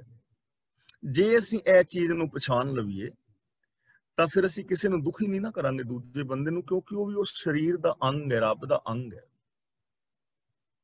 ਜਿਵੇਂ ਹੁਣ ਅਸੀਂ ਹੁਣ ਜੇ ਕੋਈ ਸਾਡੀ ਉਂਗਲੀ ਮਰੋੜੇ ਕਵੇ ਮੈਂ ਤੈਨੂੰ ਕੀ ਕਹਿਣਾ, ਮੈਂ ਤੇਰੀ ਚੀਚੀ ਨੂੰ ਪਿੱਛੇ ਨੂੰ ਘੁਮਾ ਕੇ ਤੋੜਨ ਦਿਆਂ ਨਾ, ਤਾਂ ਦਰਦ ਦੇ ਨਾਲ ਤੜਫ ਉਠਾਂਗੇ ਨਾ, ਦਰਦ ਹੋਏਗੀ ਨਾ। ਤਾਂ ਇਸ ਤਰ੍ਹਾਂ ਇਹ ਸਾਰਾ ਬ੍ਰਹਿਮੰਡ ਜਿਹੜਾ ਹੈ ਇੱਕ ਹੈ, ਤੇ ਅਸੀਂ ਸਾਰੇ ਜੋ ਜੀਵ ਜਨਤਾ ਰੱਬ ਦੇ ਹੀ ਅੰਗ ਹਾਂ। ਜੇ ਇਹ ਚੀਜ਼ ਨੂੰ ਬੰਦਾ ਸਮਝ ਲਵੇ ਤਾਂ ਫਿਰ ਜਿਵੇਂ ਅਸੀਂ ਆਪਣੇ ਸਰੀਰ ਦੇ ਕੱਲੇ ਅੰਗ ਦੀ ਸੰਭਾਲ ਕਰਦੇ ਆ ਨਾ, ਫਿਰ ਅਸੀਂ ਹਰ ਮਨੁੱਖ ਮਾਤਰ ਦੀ ਸੰਭਾਲ ਕਰਾਂਗੇ, ਮਾਂ-ਬਾਪ ਦੀ, ਭੈਣਾਂ ਭਰਾਵਾਂ ਦੀ, ਸੱਜਣਾ ਮਿੱਤਰਾਂ ਦੀ। ਤਾਂ ਗੁਰੂ ਪਾਤਸ਼ਾਹ ਜੀ ਕਹਿੰਦੇ ਨੇ ਜਿਨਨੇ ਉਸ ਪ੍ਰਭੂ ਨੂੰ ਜਾਣ ਲਿਆ ਉਹ ਸ਼ੋਭਾ ਵਾਲਾ ਹੈ, ਉਹਨੂੰ ਫਿਰ ਮਾਣ ਮਿਲਦਾ ਹੈ। ਔਰ ਹਕੀਕਤ ਹੈ, ਜੇ ਅਸੀਂ ਇਹਨਾਂ ਚੀਜ਼ਾਂ ਨੂੰ ਆਪਣੇ ਘਰ ਤੋਂ ਲਾਗੂ ਕਰੀਏ, ਘਰ ਵਿੱਚ ਜਿੰਨੇ ਵੀ ਅਸੀਂ ਮੈਂਬਰ ਆ, ਮਾਂ-ਬਾਪ ਨੇ, ਨੂੰਹ ਪੁੱਤਰ ਨੇ, ਪੋਤਰੀ ਪੁੱਤਰਾ ਨੇ, ਜੇ ਅਸੀਂ 5-4 ਮੈਂਬਰ ਘਰ ਦੇ ਇੰਨੇ ਘਰ ਦੇ ਵਿੱਚ, ਪਰਿਵਾਰ ਦੇ ਵਿੱਚ ਅਸੀਂ ਇਹ ਚੀਜ਼ ਲਾਗੂ ਕਰ ਲਈਏ ਤੇ ਪਰਿਵਾਰ ਕੈਸਾ ਹੋ ਜਾਏਗਾ। ਤੇ ਜੇ ਹਰ ਪਰਿਵਾਰ ਆਪਣੇ ਪਰਿਵਾਰ ਵਿੱਚ ਐਵੇਂ ਲਾਗੂ ਕਰ ਲੈਣ ਤੇ ਪੂਰੀ ਦੁਨੀਆ ਸੁਖੀ ਹੋ ਜਾਏਗੀ ਨਾ, ਪੂਰੀ ਦੁਨੀਆ ਸ਼ਾਂਤ ਹੋ ਜਾਏਗੀ। ਪਰ ਅਸੀਂ ਉਹਨੂੰ ਜਾਣਿਆ ਨਹੀਂ, ਅਸੀਂ ਸ਼ੋਭਾ ਵਾਲੇ ਹੋ ਜਾਵਾਂਗੇ। ਹੁਣ ਦੇਖੋ ਜਿਨ੍ਹਾਂ ਪਰਿਵਾਰਾਂ ਵਿੱਚ ਪਰਸਪਰ ਤਾਲਮੇਲ ਹੈ, ਲੋਕ ਉਹਨਾਂ ਦੀ ਸ਼ੋਭਾ ਕਰਦੇ ਨੇ ਨਾ, ਪਿੰਡ ਵਿੱਚ ਵੀ, ਸ਼ਹਿਰ ਵਿੱਚ ਵੀ, ਕਿ ਫਲਾਂ ਪਰਿਵਾਰ ਬਈ ਬਹੁਤ ਵਧੀਆ ਬੰਦੇ ਨੇ ਉਹ। ਹੁਣ ਵਧੀਆ ਕਿਉਂ ਨੇ? ਤੁਹਾਨੂੰ ਤੇ ਉਹਨਾਂ ਨੇ ਕੁਛ ਦਿੱਤਾ ਨਹੀਂ, ਮੈਨੂੰ ਤਾਂ ਉਹਨਾਂ ਨੇ ਕੁਛ ਦਿੱਤਾ ਨਹੀਂ। ਰਹਿ ਤੇ ਉਹ ਆਪਸ ਵਿੱਚ ਪ੍ਰੇਮ ਨਾਲ ਰਹੇ ਨੇ, ਪਰ ਅਸੀਂ ਕਹਿੰਦੇ ਆ ਨਾ ਵੀ ਉਹ ਵਧੀਆ ਨੇ, ਬਹੁਤ ਚੰਗੇ ਨੇ, ਸ਼ੋਭਾ ਕਰਦੇ ਆ ਨਾ, ਤਾਂ ਕੰਮ ਆਪਣਾ ਸਵਾਰਨਾ ਹੁੰਦਾ ਹੈ, ਸ਼ੋਭਾ ਲੋਕਾਂ ਤੋਂ ਮਿਲਦੀ ਹੈ। ਤੇ ਕੰਮ ਅਸੀਂ ਆਪਣਾ ਗਵਾਉਂਦੇ ਆ ਤੇ ਨਿੰਦਿਆ ਤੇ ਬਦਖੂਈ ਲੋਕਾਂ ਤੋਂ ਕਰਾਉਂਦੇ ਆ। ਉਹ ਵੀ ਪਰਿਵਾਰ ਹੀ ਨੇ ਨਾ, ਉਹਨਾਂ ਨੇ ਸਾਡਾ ਕਿਹੜਾ ਖੋਇਆ ਹੁੰਦਾ ਕੁਛ, ਜਿਨ੍ਹਾਂ ਦੀ ਅਸੀਂ ਮਿੱਟੀ ਕੁੱਟਦੇ ਆ। ਫਲਾਂ ਪਰਿਵਾਰ ਛੱਡ ਪਰਾਂ, ਉਹਨਾਂ ਦੀ ਗੱਲ ਕਰਨੀ, ਉਹ ਤੇ ਟੱਬਰ ਹੈ, ਭੂਤਨਿਆਂ ਦਾ ਟੱਬਰ। ਸਾਡੇ ਤੋਂ ਖੋਇਆ ਤੇ ਨਹੀਂ ਨਾ ਉਹਨਾਂ ਨੇ ਕੁਛ, ਲੜਦੇ ਤੇ ਉਹ ਆਪਸ ਵਿੱਚ ਨੇ, ਬਦਨਾਮੀ ਦੁਨੀਆ ਦੀ ਖੱਟ ਰਹੇ ਨੇ।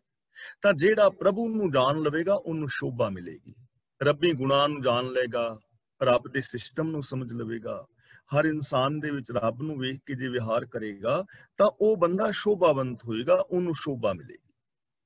ਸਗਲ ਸੰਸਾਰ ਉਧਰੈ ਤਿਨ ਮਨ, ਮਨ ਮਤਲਬ ਉਪਦੇਸ਼, ਤਿੰਨ ਦਾ ਮਤਲਬ ਉਹਨਾਂ ਦੇ ਜਿਹੜੇ ਐਸੇ ਇਨਸਾਨ ਨੇ ਨਾ, ਜਿਨ੍ਹਾਂ ਨੇ ਰੱਬ ਨੂੰ ਜਾਣ ਲਿਆ, ਰੱਬ ਦੇ ਹੁਕਮ ਨੂੰ ਸਮਝ ਲਿਆ, ਰੱਬੀ ਹੁਕਮ ਦੇ ਅੰਦਰ ਅਪੇਦ ਹੋ ਗਏ, ਰੱਬ ਦੀ ਰਜ਼ਾ ਭਾਣੇ ਮੁਤਾਬਕ ਚੱਲਦੇ ਨੇ, ਰੱਬੀ ਗੁਣ ਉਹਨਾਂ ਦੇ ਅੰਦਰ ਆ ਗਏ। ਜੇ ਤੁਸੀਂ ਉਹਨਾਂ ਤੋਂ ਸਲਾਹ ਲਓਗੇ ਨਾ, ਤਾਂ ਉਹਨਾਂ ਦੀ ਸਲਾਹ ਨਾਲ, ਉਹਨਾਂ ਦੇ ਉਪਦੇਸ਼ ਨਾਲ ਸੰਸਾਰ ਵਿਕਾਰਾਂ ਤੋਂ ਬਚ ਜਾਂਦਾ ਹੈ। ਜੇ ਉਹਨਾਂ ਦੀ ਸਲਾਹ ਲਈ ਜਾਏ, ਜਿਨ੍ਹਾਂ ਦਾ ਜੀਵਨ ਰੱਬੀ ਰਜ਼ਾ ਵਿੱਚ ਹੈ, ਉਹਨਾਂ ਦੇ ਉਪਦੇਸ਼ ਦੇ ਨਾਲ ਸੰਸਾਰ ਤਰਦਾ ਹੈ। ਹੁਣ ਦੇਖੋ ਕੌਡਾ ਪੀਲ ਹੈ ਜਾਂ ਸੱਜਣ ਹੈ, ਕਿੰਨੇ ਸਾਰੇ ਲੋਕ ਨੇ, ਸਾਹਿਬ ਸ੍ਰੀ ਗੁਰੂ ਨਾਨਕ ਪਾਤਸ਼ਾਹ ਜੀ ਦੇ ਉਪਦੇਸ਼ ਦੇ ਨਾਲ ਉਤਰੇ ਨੇ ਨਾ। ਅੱਜ ਵੀ ਜੋ ਗੁਰਬਾਣੀ ਦੇ ਉਪਦੇਸ਼ ਨੂੰ ਮੰਨੇਗਾ ਉਹ ਤਰੇਗਾ। ਲੇਕਿਨ ਜਿਹੜੇ ਵਿਖਾਵੇ ਵਾਲੇ ਨੇ, ਸਿਰਫ ਮੇਰੀ ਤਰ੍ਹਾਂ ਪਹਿਨਾਵਾ ਹੀ ਪਹਿਨਿਆ ਹੈ ਜਾਂ ਗੱਲਾਂ ਹੀ ਕਰਦੇ ਨੇ, ਕਥਨੀ ਕਰਨੀ ਦੇ ਪੂਰੇ ਨਹੀਂ, ਉਹਨਾਂ ਦੀ ਜੇ ਕੋਈ ਸਲਾਹ ਲਵੇਗਾ ਤੇ ਬੇੜਾ ਗਰਕ ਹੋਏਗਾ। ਕਿਉਂਕਿ ਉਹਨਾਂ ਦਾ ਆਪਣਾ ਹੋਇਆ, ਅੰਦਰੋਂ ਹੋਰ ਨੇ, ਬਾਹਰੋਂ ਹੋਰ ਨੇ, ਇਮੋਸ਼ਨਲ ਬਲੈਕਮੇਲ ਕਰ ਰਹੇ ਨੇ, ਗਲਤ ਸਲਾਹ ਦੇਣਗੇ। ਇਸ ਲਈ ਚੰਗਿਆਂ ਦੀ ਸੰਗਤ ਵਿੱਚ ਮਿਲ ਕੇ ਭਾਰ ਉਤਾਰਾ ਹੁੰਦਾ ਹੈ। ਤਾਂ ਜੋ ਰੱਬੀ ਰਜ਼ਾ ਦੇ ਅੰਦਰ ਤੁਰਨ ਵਾਲੇ ਨੇ, ਉਹਨਾਂ ਦੇ ਉਪਦੇਸ਼ ਨਾਲ, ਉਹਨਾਂ ਦੀ ਸੰਗਤ ਕਰਨ ਦੇ ਨਾਲ ਸੰਸਾਰ ਦੇ ਜੀਵ ਵੀ ਵਿਕਾਰਾਂ ਤੋਂ ਬਚਦੇ ਨੇ। ਪ੍ਰਭ ਕੇ ਸੇਵਕ ਸਗਲ ਉਦਾਹਰਨ, ਉਦਾਹਰਨ ਦਾ ਮਤਲਬ ਬਚਾਉਣ ਵਾਲੇ ਨੇ, ਸਗਲ ਦਾ ਮਤਲਬ ਸਾਰਿਆਂ ਨੂੰ। ਜਿਹੜੇ ਰੱਬ ਦੇ ਸੇਵਕ ਨੇ ਉਹ ਹੋਰ ਸਾਰੇ ਲੋਕਾਂ ਨੂੰ ਵਿਕਾਰਾਂ ਤੋਂ ਬਚਾਉਣ ਦੇ ਸਮਰੱਥ ਨੇ। ਤੇ ਸੇਵਕ ਕੌਣ ਹੈ? ਅਸੀਂ ਪਹਿਲਾਂ ਆਸਾ ਕੀ ਵਾਰ ਵਿੱਚ ਵਿਚਾਰ ਕਰ ਚੁੱਕੇ ਹਾਂ ਕਿ ਕਰੀਬ 9 ਕੁ ਜਿਹੜੇ ਮੇਨ ਗੁਣ ਨੇ ਨਾ, ਮੁੱਖ, ਉਹਦੇ ਵਿੱਚ ਪ੍ਰਤੱਖ ਹੁੰਦੇ ਨੇ। ਰੱਬ ਦਾ ਸੇਵਕ ਉਹ ਹੈ ਜਿਹਦੀ ਜ਼ਿੰਦਗੀ ਵਿੱਚ ਸੰਤੋਖ ਹੈ, ਸੇਵ ਕੀਤੀ ਸੰਤੋਖੀ, ਉਹ ਸੇਵਕ ਹੈ। ਦੂਜਾ ਗੁਣ ਹੈ ਸੱਚੋ ਸੱਚ ਧਿਆਇਆ, ਉਹ ਸੱਚ ਬੋਲਦਾ ਹੈ, ਸੱਚ ਵੇਖਦਾ ਹੈ, ਸੱਚ ਦਾ ਸੰਗ੍ਰਹਿਣ ਕਰਦਾ ਹੈ, ਸੱਚੀ ਉਹਦੀ ਮਾਨਸਿਕਤਾ ਹੈ, ਮਨ ਵਚਨ ਕਰਮ ਕਰਕੇ ਸੱਚਾ ਹੈ। ਉਹ ਮੰਦੇ ਪਾਸੇ ਪੈਰ ਨਹੀਂ ਧਰਦਾ, ਉਹਦੇ ਮਨ ਦੇ ਅੰਦਰ ਕੋਈ ਮੰਦਾ ਫੁਰਨਾ ਵੀ ਨਹੀਂ ਫੁਰਦਾ। ਉਹ ਆਪਣੀ 10 ਨਵਾਂ ਦੀ ਇਮਾਨਦਾਰੀ ਦੀ ਕਿਰਤ ਕਰਦਾ ਹੈ। ਉਹ ਆਪਣੇ ਫਰਜ਼ਾਂ ਨੂੰ ਪੂਰਿਆਂ ਕਰਦਾ ਹੈ। ਉਹਦੀ ਜ਼ਿੰਦਗੀ ਵਿੱਚ ਦੁਨੀਆ ਦੇ ਵਿਕਾਰਾਂ ਦਾ ਕੋਈ ਬੰਧਨ ਨਹੀਂ ਹੁੰਦਾ। ਉਹ ਵੰਡ ਕੇ ਛਕਦਾ ਹੈ, ਉਹ ਸਿਫਤ ਸਲਾਹ ਕਰਦਾ ਹੈ। ਇਹ ਸਾਰੇ ਦੇ ਸਾਰੇ ਗੁਣ ਰੱਬੀ ਰਜ਼ਾ ਦੇ ਵਿੱਚ ਤੁਰਨ ਵਾਲੇ ਦੇ ਵਿੱਚ ਨੇ। ਤੇ ਜਿਸ ਬੰਦੇ ਦੇ ਵਿੱਚ ਐਸੇ ਗੁਣ ਨੇ, ਔਗਣ ਨਾਮ ਦੀ ਕੋਈ ਚੀਜ਼ ਹੀ ਨਹੀਂ, ਔਗਣ ਦਾ ਕੋਈ ਫੁਰਨਾ ਵੀ ਨਹੀਂ ਫੁਰਦਾ। ਜਿਹੜੇ ਲੋਕ ਐਸੇ ਬੰਦੇ ਦੀ ਸੰਗਤ ਕਰਨਗੇ ਉਹਨਾਂ ਦਾ ਬਚਾਅ ਹੋ ਜਾਏਗਾ, ਕਿਉਂਕਿ ਉਹਨਾਂ ਦੇ ਆਪਣੇ ਅੰਦਰ ਕੋਈ ਵਿਕਾਰ ਹੈ ਹੀ ਨਹੀਂ। ਉਹ ਦੂਜਿਆਂ ਨੂੰ ਬਚਾ ਸਕਦੇ ਨੇ, ਆਮ ਨਹੀਂ। ਹੁਣ ਜੇ ਮੈਂ ਆਪ ਵਿਕਾਰਾਂ ਦੇ ਵਿੱਚ ਖਚਤ ਹਾਂ ਤਾਂ ਮੈਂ ਦੂਜਿਆਂ ਨੂੰ ਕਿਵੇਂ ਵਿਕਾਰਾਂ ਤੋਂ ਬਚਾਵਾਂਗਾ? ਜੇ ਮੇਰੇ ਆਪਣੇ ਅੰਦਰ ਈਰਖਾ ਦੁਆਸ਼ ਹੈ ਤਾਂ ਮੈਂ ਦੂਜਿਆਂ ਨੂੰ ਕਿਵੇਂ ਪ੍ਰੇਮ ਸਿਖਾ ਲਵਾਂਗਾ? ਇਸ ਲਈ ਜੋ ਰੱਬ ਦੇ ਪਿਆਰੇ ਨੇ ਉਹ ਸਾਰਿਆਂ ਨੂੰ ਵਿਕਾਰਾਂ ਤੋਂ ਬਚਾਉਣ ਜੋਗੇ ਬਣ ਜਾਂਦੇ ਨੇ। ਤਾਂ ਅਸੀਂ ਕੀ बनना है? ਅਸੀਂ ਪ੍ਰਭੂ ਦੇ ਸੇਵਕ बनना ਹੈ। ਅਸੀਂ ਰੋਲ ਮਾਡਲ ਬਣ ਕੇ ਜ਼ਿੰਦਗੀ ਜੀਣੀ ਹੈ ਗੁਰੂ ਦੇ ਸਿੱਖ ਨੇ, ਔਰ ਆਪ ਵਿਕਾਰਾਂ ਤੋਂ ਬਚ ਕੇ ਦੁਨੀਆ ਨੂੰ ਬਚਾਉਣ ਵਾਲੇ बनना ਹੈ। ਇਹ ਸਾਡਾ ਫਰਜ਼ ਹੈ। ਸਾਨੂੰ ਸੁਖਮਨੀ ਸਾਹਿਬ ਦੀ ਬਾਣੀ ਚੋਂ ਸਿੱਖਿਆ ਮਿਲਦੀ ਹੈ। ਪ੍ਰਭ ਕੇ ਸੇਵਕ ਦੁੱਖ ਵਿਸਾਰਨ, ਵਿਸਾਰਨ ਦਾ ਮਤਲਬ ਭੁਲਾਉਣ ਵਾਲੇ ਯਾਨੀ ਖਤਮ ਕਰਨ ਵਾਲੇ। ਜੋ ਪ੍ਰਭੂ ਦੇ ਸੇਵਕ ਨੇ ਨਾ, ਉਹ ਸਾਰਿਆਂ ਦੇ ਦੁੱਖ ਦੂਰ ਕਰਨ ਵਾਲੇ ਨੇ। ਉਹ ਸਾਰਿਆਂ ਦੇ ਦੁੱਖ ਨੂੰ ਦੂਰ ਕਰਦੇ ਨੇ। ਉਹ ਇਹ ਨਹੀਂ ਕਿ ਆਪਣਿਆਂ ਦੇ, ਸਾਰਿਆਂ ਦੇ ਦੁੱਖਾਂ ਨੂੰ ਦੂਰ ਕਰਦੇ ਨੇ। ਜਿਵੇਂ ਅੱਜ ਦੇ ਯੁੱਗ ਵਿੱਚ ਮੈਂ ਆਮ ਭਗਤ ਪੂਰਨ ਸਿੰਘ ਜੀ ਦੀ ਗੱਲ ਕਰਦਾ ਹੁੰਦਾ, ਤਾਂ ਕਿੰਨੇ ਲੋਕਾਂ ਦਾ ਦੁੱਖ ਉਹਨਾਂ ਨੇ ਦੂਰ ਕੀਤਾ ਹੈ। ਐਸੇ ਹੋਰ ਵੀ ਬਹੁਤ ਲੋਕ ਨੇ ਜੋ ਸਾਰਿਆਂ ਦੇ ਦੁੱਖ ਦੇ ਅੰਦਰ ਸ਼ਾਮਲ ਹੁੰਦੇ ਨੇ ਔਰ ਦੁੱਖਾਂ ਨੂੰ ਦੂਰ ਕਰਨ ਦਾ ਯਤਨ ਕਰਦੇ ਨੇ, ਜਿੰਨਾ ਉਹ ਸਹਿਯੋਗ ਕਰ ਸਕਦੇ ਨੇ ਕਰਦੇ ਨੇ। ਹੁਣ ਦੇਖੋ, ਮੈਂ ਕਿਸੇ ਦਾ ਦੁੱਖ ਦੂਰ ਕਰ ਸਕਦਾ, ਪਰ ਕਰ ਤੇ ਮੈਂ ਉਨਾ ਹੀ ਸਕਣਾ ਜਿੰਨੀ ਮੇਰੇ ਵਿੱਚ ਸਮਰੱਥਾ ਹੈ, ਜਿੰਨੀ ਮੇਰੇ ਕੋਲ ਸੂਝ ਸਮਝ ਹੈ, ਉਨਾ ਹੀ ਕਰ ਸਕਾਂਗਾ ਨਾ। ਰੱਬ ਦੇ ਜਿਹੜੇ ਪਿਆਰੇ ਨੇ ਉਹ ਦੂਜਿਆਂ ਦੇ ਦੁੱਖਾਂ ਨੂੰ ਦੂਰ ਕਰਦੇ ਨੇ, ਦੂਜਿਆਂ ਦੇ ਦੁੱਖਾਂ ਨੂੰ ਦੂਰ ਕਰਨ ਦੇ ਸਮਰੱਥ ਨੇ। ਤਾਂ ਜੇ ਅਸੀਂ ਰੱਬ ਦਾ ਪਿਆਰ ਪਾਣਾ ਚਾਹੁੰਦੇ ਹਾਂ ਤਾਂ ਸਾਨੂੰ ਵੀ ਚਾਹੀਦਾ ਅਸੀਂ ਕਿਸੇ ਦੇ ਦੁੱਖਾਂ ਨੂੰ ਦੂਰ ਕਰੀਏ, ਜਿੰਨਾ ਵੀ ਕਰ ਸਕਦੇ ਹਾਂ। ਇਹ ਨਹੀਂ ਕਿ ਅਸੀਂ ਆਪਣੇ ਕੰਮਕਾਰ ਛੱਡ ਕੇ ਇਸੇ ਕੰਮ ਤੇ ਲੱਗ ਜਾਈਏ, ਇਹ ਗੱਲ ਨਹੀਂ ਹੈ। ਅਸੀਂ ਆਪਣਾ ਕੰਮਕਾਰ ਕਰਦੇ, ਸੱਚ ਨੂੰ ਆਧਾਰ ਬਣਾ ਕੇ ਮਨੁੱਖੀ ਫਰਜ਼ਾਂ ਨੂੰ ਪੂਰਿਆਂ ਕਰਦੇ, ਜਿੰਨਾ ਵੀ ਸਾਡੇ ਕੋਲ ਸਮਾਂ ਹੈ ਅਸੀਂ ਦੂਜੇ ਦੇ ਦੁੱਖ ਨੂੰ ਦੂਰ ਕਰਨ ਦਾ ਯਤਨ ਕਰੀਏ, ਹੈਲਪ ਕਰੀਏ, ਕਿਸੇ ਦੀ ਸਹਾਇਤਾ ਕਰੀਏ, ਜਿੰਨਾ ਵੀ ਅਸੀਂ ਕਰ ਸਕਦੇ ਹਾਂ ਉਹਨਾਂ। ਤੇ ਜੇ ਮੰਨ ਲਓ ਸਾਡੇ ਵਿੱਚ ਸਮਰੱਥਾ ਨਹੀਂ ਹੈ, ਅਸੀਂ ਨਹੀਂ ਦੂਰ ਕਰ ਸਕਦੇ, ਤਾਂ ਘੱਟ ਤੋਂ ਘੱਟ ਇਹਨਾਂ ਤੇ ਕਰੀਏ ਵੀ ਕਿਸੇ ਨੂੰ ਦੁੱਖ ਤੇ ਨਾ ਦੇਈਏ। ਜੇ ਕਿਸੇ ਨੂੰ ਸੁੱਖ ਨਹੀਂ ਦੇ ਸਕਦੇ ਤੇ ਦੁੱਖ ਵੀ ਨਾ ਦਿਓ। ਅਸੀਂ ਇਹਨਾਂ ਤੇ ਕਰ ਸਕਦੇ ਹਾਂ ਵੀ ਜੇ ਕਿਸੇ ਦੇ ਚੰਗੇ ਕੰਮ ਦੀ ਸਿਫਤ ਨਹੀਂ ਕਰ ਸਕਦੇ ਤਾਂ ਉਹਦੀ ਬੁਰਾਈ ਵੀ ਨਾ ਕਰੋ, ਉਹਦੀ ਬੁਰਾਈ ਵੀ ਨਾ ਕਰੋ। ਜੇ ਭਲਾ ਨਹੀਂ ਕਰ ਸਕਦੇ ਤਾਂ ਬੁਰਾ ਵੀ ਨਾ ਕਰੋ। ਜੇ ਤੁਸੀਂ ਪ੍ਰੇਮ ਨਹੀਂ ਕਰ ਸਕਦੇ ਤੇ ਨਾ ਕਰੋ, ਲੇਕਿਨ ਈਰਖਾ ਤੇ ਨਾ ਕਰੋ ਘੱਟ ਤੋਂ ਘੱਟ ਕਿਸੇ ਨਾਲ। ਜੇ ਕਿਸੇ ਦੇ ਕੰਮ ਵਿੱਚ ਸਹਿਯੋਗ ਨਹੀਂ ਕਰ ਸਕਦੇ ਵਸਣ ਵਸਾਨ ਵਿੱਚ, ਤੇ ਉਹਦਾ ਘਰ ਉਜਾੜਨ ਵਾਸਤੇ ਯਤਨ ਤੇ ਨਾ ਕਰੋ। ਇਹਨਾਂ ਤਾਂ ਅਸੀਂ ਕਰ ਸਕਦੇ ਹਾਂ ਨਾ। ਤਾਂ ਪ੍ਰਭ ਕੇ ਸੇਵਕ ਦੁੱਖ ਵਿਸਾਰਨ, ਜਿਹੜੇ ਰੱਬ ਦੇ ਸੇਵਕ ਨੇ, ਜੋ ਕਿ ਰੱਬ ਦੀ ਰਜ਼ਾ ਵਿੱਚ ਤੁਰਨ ਵਾਲੇ ਨੇ, ਉਹ ਦੂਜਿਆਂ ਦੇ ਦੁੱਖਾਂ ਨੂੰ ਦੂਰ ਕਰਨ ਦੇ ਸਮਰੱਥ ਹੋ ਜਾਂਦੇ ਨੇ।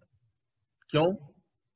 ਕਿਉਂਕਿ ਉਹਨਾਂ ਨੂੰ ਨਿਯਮ ਦਾ ਪਤਾ ਹੈ ਕਿ ਸੁੱਖ ਔਰ ਦੁੱਖ ਕਿਵੇਂ ਸਾਡੀ ਜ਼ਿੰਦਗੀ ਚ ਆਉਂਦੇ ਨੇ। ਉਹਨਾਂ ਨੂੰ ਸਿਸਟਮ ਦਾ ਪਤਾ ਹੈ, ਉਹਨਾਂ ਨੂੰ ਪਤਾ ਹੈ ਕਿ ਸੁੱਖਾਂ ਵਾਸਤੇ ਇਹ ਚੀਜ਼ਾਂ ਦੀ ਰਿਕੁਆਇਰਮੈਂਟ ਹੈ, ਉਹ ਰਿਕੁਆਇਰਮੈਂਟ ਨੂੰ ਪੂਰਾ ਕਰਦੇ ਨੇ। ਆਪੇ ਮੇਲ ਲੈ ਕਿਰਪਾਲ, ਕਿਰਪਾਲ ਦਾ ਮਤਲਬ ਕਿਰਪਾ ਦਾ ਘਰ। ਰੱਬ ਰਹਿਮਤ ਦਾ ਘਰ ਹੈ ਤੇ ਆਪ ਉਹਨਾਂ ਨੂੰ ਆਪਣੇ ਨਾਲ ਮਿਲਾ ਲੈਂਦਾ ਹੈ। ਦੇਖੋ ਕਿੰਨਾ ਪਿਆਰਾ ਬਚਨ ਗੁਰੂ ਜੀ ਕਰ ਰਹੇ ਨੇ। ਸਾਨੂੰ ਹੁਣ ਰੱਬ ਦੇ ਨਾਲ ਮਿਲਣ ਦਾ ਯਤਨ ਕਰਨ ਦੀ ਲੋੜ ਨਹੀਂ ਹੈ, ਸਾਨੂੰ ਆਪਣਾ ਆਪ ਸਵਾਰਨ ਦੀ ਲੋੜ ਹੈ। ਸਾਨੂੰ ਦੂਜਿਆਂ ਦੇ ਦੁੱਖ ਦੂਰ ਕਰਨ ਦੀ ਲੋੜ ਹੈ, ਸਾਨੂੰ ਸੇਵਾ ਦੇ ਵਿੱਚ ਲੱਗਣ ਦੀ ਲੋੜ ਹੈ। ਸਾਨੂੰ ਰੱਬ ਆਪਣੇ ਨਾਲ ਤੇ ਆਪ ਮਿਲਾ ਲਵੇਗਾ। ਰੱਬ ਗੁਆਚਿਆ ਥੋੜਾ ਹੈ, ਗੁਆਚਿਆ ਤੇ ਬੰਦਾ ਆਪ ਹੋਇਆ, ਲੱਭਦਾ ਰੱਬ ਨੂੰ ਫਿਰਦਾ। ਸਾਡੇ ਤੋਂ ਰੱਬ ਨਹੀਂ ਗੁਆਚਿਆ ਹੋਇਆ, ਦਇਆ ਗੁਆਚ ਗਈ ਹੈ, ਪ੍ਰੇਮ ਗੁਆਚ ਗਿਆ ਹੈ, ਇਨਸਾਨੀਅਤ ਗੁਆਚ ਗਈ ਹੈ, ਜ਼ਮੀਰ ਗੁਆਚ ਗਈ ਹੈ, ਪ੍ਰੇਮ ਗੁਆਚ ਗਿਆ ਹੈ। ਆਪਣੇ ਅੰਦਰੋਂ ਇਹਨਾਂ ਗੁਣਾਂ ਨੂੰ ਲੱਭਣਾ ਸੀ, ਤੇ ਇਹ ਗੁਣ ਵੀ ਅੰਦਰ ਨੇ, ਗੁਆਚੇ ਥੋੜੀ ਪਏ ਨੇ। ਅਸੀਂ ਇਹਨਾਂ ਨੂੰ ਯੂਜ਼ ਨਹੀਂ ਕਰ ਰਹੇ। ਹੈ ਤੇ ਸਾਰਾ ਸਾਨੂੰ ਪਤਾ ਹੈ, ਸਾਨੂੰ ਸਾਰਾ ਪਤਾ ਹੈ, ਪਰ ਅਸੀਂ ਉਹਨਾਂ ਨੂੰ ਯੂਜ਼ ਨਹੀਂ ਕਰ ਰਹੇ। ਜਿਵੇਂ ਇੱਕ ਬੀਬੀ ਪੁੱਛ ਰਹੀ ਸੀ ਆਪਣੀ ਸੱਸ ਤੋਂ, ਆਂਦੀ ਬੇਬੇ ਖੀਰ ਕਿਵੇਂ ਬਣਾਈ ਦੀ ਹੈ? ਕਹਿਣ ਲੱਗੀ ਪੁੱਤਰ ਚੌਲ ਪਹਿਲਾਂ ਧੋਈਦੇ ਨੇ ਪਾਣੀ ਨਾਲ ਚੰਗੀ ਤਰ੍ਹਾਂ। ਕਹਿਣ ਲੱਗੀ ਹਾਂ ਬੇਬੇ ਤੇ ਮੈਨੂੰ ਪਤਾ ਕਿ ਬੇਟੇ ਫਿਰ ਦੁੱਧ ਧਰ ਦਈਦਾ ਅੱਗ ਤੇ ਥੋੜਾ ਜਿਹਾ ਵਿੱਚ ਪਾਣੀ ਪਾ ਲਈਦਾ, ਜ਼ਿਆਦਾ ਨਹੀਂ ਥੋੜਾ ਜਿਹਾ, ਜਿਸ ਕਰਕੇ ਦੁੱਧ ਨਾ ਥੱਲੇ ਨਾ ਲੱਗੇ। ਕਹਿਣ ਲੱਗੀ ਹਾਂ ਬੇਬੇ ਮੈਨੂੰ ਇਹ ਵੀ ਪਤਾ। ਫਿਰ ਬੇਟੇ ਚੌਲ ਜਿਹੜੇ ਨੇ ਧੋ ਕੇ ਪਾਣੀ ਉਹਦੇ ਵਿੱਚ ਦੁੱਧ ਵਿੱਚ ਪਾ ਦਿੱਤੇ ਨੇ। ਹਾਂ ਬੇਬੇ ਇਹ ਤੇ ਮੈਨੂੰ ਪਤਾ ਹੈ। ਤੇ ਕਹਿੰਦੀ ਫਿਰ ਬੇਟੇ ਥੱਲੇ ਨਾ ਅੱਗ ਬਾਲੀ ਦੀ, ਜ਼ਿਆਦਾ ਨਹੀਂ ਅੱਗ ਮਚਾਈ ਦੀ ਮੱਠੀ ਅੱਗ ਦੇ ਉੱਤੇ, ਕਿਉਂਕਿ ਜ਼ਿਆਦਾ ਅੱਗ ਮਚਾਉਣ ਦੇ ਨਾਲ ਫਿਰ ਦੁੱਧ ਨਾਲ ਲੱਗੇਗਾ ਤੇ ਖੀਰ ਥੱਲੇ ਲੱਗੇਗੀ, ਥੋੜੀ ਅੱਗ ਘੱਟ। ਕਹਿਣ ਲੱਗੀ ਬੇਬੇ ਤੇ ਮੈਨੂੰ ਪਤਾ ਹੈ। ਕਹਿਣ ਲੱਗੀ ਬੇਟੇ ਫਿਰ ਉਹਦੇ ਵਿੱਚ ਥੋੜੀ ਖੰਡ ਪਾ ਦਿੱਤੀ ਹੈ, ਜੇ ਵਿੱਚ ਖੋਪਾ ਪਾਣਾ ਹੈ ਥੋੜਾ ਜਿਹਾ ਖੋਪਾ ਕੱਟ ਕੇ ਪਾ ਦਿੱਤਾ, ਵਿੱਚ ਥੋੜਾ ਜਿਹਾ ਬਦਾਮ ਵਗੈਰਾ ਪਾਣੇ ਨੇ ਉਹ ਪਾ ਦਿੱਤੇ ਨੇ, ਮੇਵੇ ਮਨੱਕੇ ਵਗੈਰਾ ਪਾ ਦਿੱਤੇ ਨੇ। ਕਹਿਣ ਲੱਗੀ ਬੇਬੇ ਇਹ ਵੀ ਮੈਨੂੰ ਪਤਾ ਹੈ। ਕਹਿੰਦੀ ਬੇਟੇ ਫਿਰ ਹਲਾਈ ਜਾਈਦੀ ਖੀਰ ਥੱਲੇ ਨਾ ਲੱਗ ਜਾਏ। ਕਹਿਣ ਲੱਗੀ ਇਹ ਵੀ ਮੈਨੂੰ ਪਤਾ ਹੈ। ਕਹਿਣ ਲੱਗੀ ਬੇਟਾ ਜਦੋਂ ਚੌਲ ਗਲ ਜਾਣ ਨਾ ਚੰਗੀ ਤਰ੍ਹਾਂ ਤੇ ਸੰਘਣੀ ਜੀ ਖੀਰ ਹੋ ਜਾਏ ਤੇ ਉਦੋਂ ਉਹਨੂੰ ਫਿਰ ਥੱਲੇ ਲਾ ਲਈਦਾ ਤੇ ਫਿਰ ਆਪਣਾ ਪ੍ਰਾਹੁਣਿਆਂ ਨੂੰ ਜਾਂ ਆਪ ਜਿਵੇਂ ਵੀ ਵਰਤਾ ਦੀ ਉਹ ਖੀਰ ਥੱਲੇ ਫਿਰ ਲਾ ਲਈਦੀ। ਕਹਿੰਦੀ ਬੇਬੇ ਇਹ ਵੀ ਮੈਨੂੰ ਪਤਾ, ਹੋਰ ਦੱਸ। ਕਹਿੰਦੀ ਹੋਰ ਬੇਟੇ ਫਿਰ ਸਾਰੀ ਖੀਰ ਬਣਾ ਕੇ ਨਾ ਸਵਾਦ ਦੀ ਕੌਲੀ ਭਰ ਕੇ ਵਿੱਚ ਪਾ ਦਿੱਤੀ, ਯਾਨੀ ਸਾਰਾ ਹੀ ਪਤਾ ਹੈ। ਤਾਂ ਕਹਿਣ ਦਾ ਮਤਲਬ ਕਿ ਸਾਨੂੰ ਸਾਰਾ ਪਤਾ ਹੈ ਪਰ ਅਸੀਂ ਸਵਾਦ ਦੀ ਕੌਲੀ ਪਾ ਦਿੰਦੇ ਹਾਂ ਬਾਅਦ ਚ। ਸਾਡੇ ਅੰਦਰ ਇਹ ਸਾਰੇ ਗੁਣ ਹੈ ਨੇ ਤੇ ਸਵਾਦ ਦੀ ਕੌਲੀ ਕੀ ਹੈ, ਅਸੀਂ ਉਹਨੂੰ ਯੂਜ਼ ਨਹੀਂ ਕਰਦੇ। ਸੱਚ ਹੈ, ਦਇਆ ਹੈ, ਪ੍ਰੇਮ ਹੈ, ਮੁਹੱਬਤ ਹੈ, ਇਹਨਾਂ ਗੁਣਾਂ ਨੂੰ ਜੇ ਅਸੀਂ ਯੂਜ਼ ਕਰੀਏ ਤਾਂ ਗੁਰੂ ਜੀ ਕਹਿੰਦੇ ਨੇ ਆਪੇ ਮੇਲ ਲੈ ਕਿਰਪਾ ਲੋ, ਕਿਰਪਾ ਦਾ ਖਜ਼ਾਨਾ ਰੱਬ ਤੁਹਾਨੂੰ ਆਪਣੇ ਨਾਲ ਮਿਲਾ ਲਵੇਗਾ। ਗੁਣਾਂ ਵਿੱਚ ਮਿਲ ਜਾਣਾ ਹੀ ਰੱਬ ਵਿੱਚ ਮਿਲ ਜਾਣਾ ਹੈ। ਇਸ ਲਈ ਸਾਨੂੰ ਇੱਥੋਂ ਸੂਝ ਸਮਝ ਮਿਲ ਰਹੀ ਹੈ, ਰਾਸਤਾ ਮਿਲ ਰਿਹਾ ਹੈ ਕਿ ਅਸੀਂ ਦੂਜਿਆਂ ਦੇ ਦੁੱਖ ਦੂਰ ਕਰਨ ਵਾਲੇ ਬਣਨਾ ਹੈ, ਦੂਜਿਆਂ ਨੂੰ ਦੁੱਖ ਦੇਣ ਵਾਲੇ ਨਹੀਂ।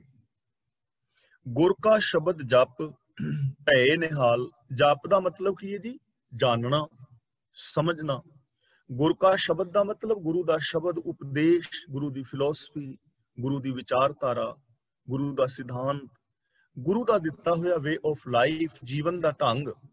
ਗੁਰ ਕਾ ਸ਼ਬਦ ਜਪ, ਗੁਰੂ ਦੇ ਸ਼ਬਦ ਨੂੰ ਜਾਣ ਕੇ, ਸਮਝ ਕੇ, ਜੀਵਨ ਜੀ ਕੇ, ਉਸ ਗੁਰੂ ਦੇ ਸ਼ਬਦ ਨੂੰ ਆਪਣੀ ਜ਼ਿੰਦਗੀ ਵਿੱਚ ਇੰਪਲੀਮੈਂਟ ਕਰਕੇ ਭੈ ਨਿਹਾਲ। ਨਿਹਾਲ ਦਾ ਮਤਲਬ ਖੁਸ਼ ਹੋ ਜਾਂਦੇ ਨੇ, ਖਿੜ ਆਉਂਦੇ ਨੇ, ਪ੍ਰਸੰਨ ਹੋ ਜਾਂਦੇ ਨੇ। ਯਾਨੀ ਗੁਰੂ ਦੇ ਉਪਦੇਸ਼ ਮੁਤਾਬਕ ਜੋ ਜ਼ਿੰਦਗੀ ਜੀਂਦੇ ਨੇ ਉਹ ਨਿਹਾਲ ਹੋ ਜਾਂਦੇ ਨੇ। ਨਿਹਾਲ ਦਾ ਮਤਲਬ ਉਹਨਾਂ ਦੀ ਜ਼ਿੰਦਗੀ ਦੇ ਅੰਦਰ ਖੁਸ਼ੀ ਆ ਜਾਂਦੀ ਹੈ, ਖੇੜੇ ਆ ਜਾਂਦੇ ਨੇ, ਪ੍ਰਸੰਨਤਾ ਆ ਜਾਂਦੀ ਹੈ, ਚੜ੍ਹਦੀ ਕਲਾ ਆ ਜਾਂਦੀ ਹੈ, ਪੋਜ਼ਿਟਿਵਿਟੀ ਆ ਜਾਂਦੀ ਹੈ, ਉਹਨਾਂ ਅੰਦਰ ਵਿਲ ਪਾਵਰ ਆ ਜਾਂਦੀ ਹੈ, ਉਹ ਉਤਸ਼ਾਹ ਦੇ ਨਾਲ ਭਰ ਜਾਂਦੇ ਨੇ ਗੁਰੂ ਦੇ ਉਪਦੇਸ਼ ਨੂੰ ਜਾਣ ਕੇ, ਗੁਰੂ ਦੇ ਉਪਦੇਸ਼ ਨੂੰ ਸਮਝ ਕੇ। ਸ਼ਬਦ ਦਾ ਮਤਲਬ ਫਿਲਾਸਫੀ, ਵਿਚਾਰਧਾਰਾ। ਜਪ ਦਾ ਮਤਲਬ ਜਾਣਨਾ, ਸਮਝਣਾ ਔਰ ਸਮਝ ਕੇ ਉਹਦੇ ਮੁਤਾਬਕ ਜ਼ਿੰਦਗੀ ਜੀਣੀ। ਉਨਕੀ ਸੇਵਾ ਸੋਈ ਲਾਗੈ। ਉਨਕੀ ਸੇਵਾ ਦਾ ਮਤਲਬ ਜਿਹੜੇ ਗੁਰੂ ਦੇ ਦੱਸੇ ਰਾਹ ਤੇ ਤੁਰਨ ਵਾਲੇ ਨੇ, ਜੋ ਰੱਬ ਦੇ ਵਿੱਚ ਅਭੇਦ ਹੋ ਗਏ ਨੇ, ਉਹਨਾਂ ਦੀ ਸੰਗਤ ਸੇਵਾ ਕਰਨੀ, ਉਹਨਾਂ ਦੀ ਸੰਗਤ ਕਰਨੀ, ਉਹਨਾਂ ਦੇ ਉਪਦੇਸ਼ ਮੁਤਾਬਕ ਜ਼ਿੰਦਗੀ ਜੀਣੀ, ਵਿਚਾਰਕ ਸਾਂਝ ਪਾਣੀ, ਸੰਗਤ ਕਰਨੀ, ਉਹ ਹੀ ਉਹਨਾਂ ਦੀ ਸੇਵਾ ਵਿੱਚ ਲੱਗਦੇ ਨੇ। ਜਿਸ ਨੂੰ ਕਿਰਪਾ ਕਰੇ ਬੜ ਭਾਗੈ, ਜਿਨ੍ਹਾਂ ਵੱਡੇ ਭਾਗਾਂ ਵਾਲਿਆਂ ਤੇ ਰੱਬ ਦੀ ਕਿਰਪਾ ਹੁੰਦੀ ਹੈ। ਜੋ ਰੱਬ ਦੀ ਰਜ਼ਾ ਪਾਣੇ ਨੂੰ ਸਮਝਦੇ ਨੇ, ਜੋ ਰੱਬ ਦੀ ਰਹਿਮਤ ਦੇ ਪਾਤਰ ਬਣਦੇ ਨੇ, ਉਹ ਫਿਰ ਐਸੇ ਲੋਕਾਂ ਦੀ ਸੇਵਾ ਦਾ ਮਤਲਬ ਉਹਨਾਂ ਦਾ ਸਹਿਯੋਗ ਕਰਦੇ ਨੇ, ਉਹਨਾਂ ਦੀ ਸੰਗਤ ਕਰਦੇ ਨੇ, ਉਹਨਾਂ ਤੋਂ ਕੁਝ ਜਾਣਨ ਦਾ ਯਤਨ ਕਰਦੇ ਨੇ, ਜਿਹੜੇ ਰੱਬ ਦੀ ਰਹਿਮਤ ਦਾ ਪਾਤਰ ਬਣਦੇ ਨੇ। ਤਾਂ ਸਾਨੂੰ ਇੱਥੋਂ ਇੱਕ ਸਿੱਖਿਆ ਮਿਲ ਰਹੀ ਹੈ ਕਿ ਜਿਹੜੇ ਰੱਬ ਦੀ ਰਜ਼ਾ ਪਾਣੇ ਵਿੱਚ ਤੁਰਨ ਵਾਲੇ ਨੇ, ਜਿਨ੍ਹਾਂ ਨੇ ਰੱਬ ਦੀ ਰਜ਼ਾ ਪਾਣੇ ਨੂੰ ਸਮਝਿਆ ਹੈ, ਗੁਰਬਾਣੀ ਸਿਧਾਂਤ ਨੂੰ ਸਮਝਿਆ ਹੈ, ਜੋ ਸ੍ਰੀ ਗੁਰੂ ਗ੍ਰੰਥ ਸਾਹਿਬ ਜੀ ਦੀ ਪਾਵਨ ਬਾਣੀ ਦੇ ਦਿੱਤੇ ਹੋਏ ਆਫ ਲਾਈਫ ਅਨੁਸਾਰ ਜ਼ਿੰਦਗੀ ਜੀ ਰਹੇ ਹਨ, ਜੋ ਲਾ ਆਫ ਨੇਚਰ ਨੂੰ ਸਮਝਦੇ ਨੇ, ਉਹਨਾਂ ਦੀ ਸੰਗਤ ਸਾਨੂੰ ਕਰਨੀ ਚਾਹੀਦੀ ਹੈ। ਉਹਨਾਂ ਤੋਂ ਸਾਨੂੰ ਵੀ ਉਤਸ਼ਾਹ ਮਿਲੇਗਾ। ਵੈਸੀ ਜ਼ਿੰਦਗੀ ਜੀਣ ਦਾ ਯਤਨ ਕਰਨਾ ਚਾਹੀਦਾ ਹੈ।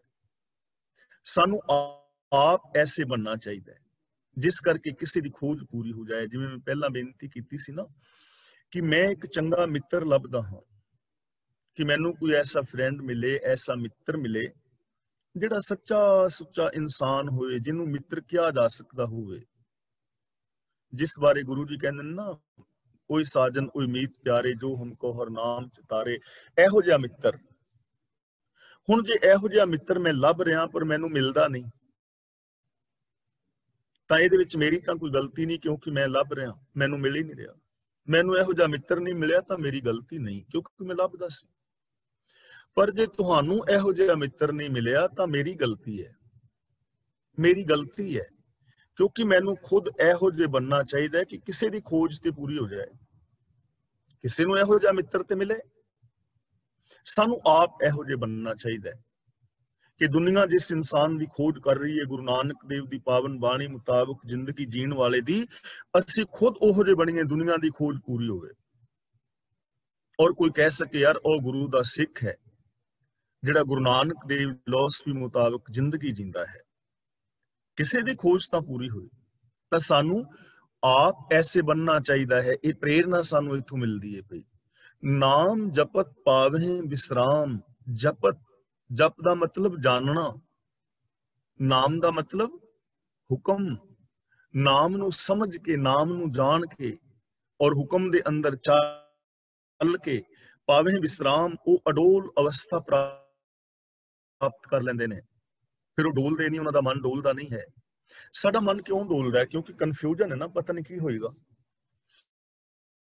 ਤੇ ਜਿਨ੍ਹਾਂ ਨੂੰ ਨਾਮ ਦੀ ਸਮਝ ਆ ਗਈ, ਹੁਕਮ ਦੀ ਸਮਝ ਆ ਗਈ, ਉਹਨਾਂ ਦਾ ਮਨ ਡੋਲੇਗਾ ਨਹੀਂ। ਉਹਨਾਂ ਨੂੰ ਪਤਾ ਹੋਏਗਾ ਕਿ ਹੁਕਮ ਦੇ ਅੰਦਰ, ਸਿਸਟਮ ਦੇ ਅੰਦਰ ਇਹੀ ਕੁਝ ਹੋਣਾ ਹੈ।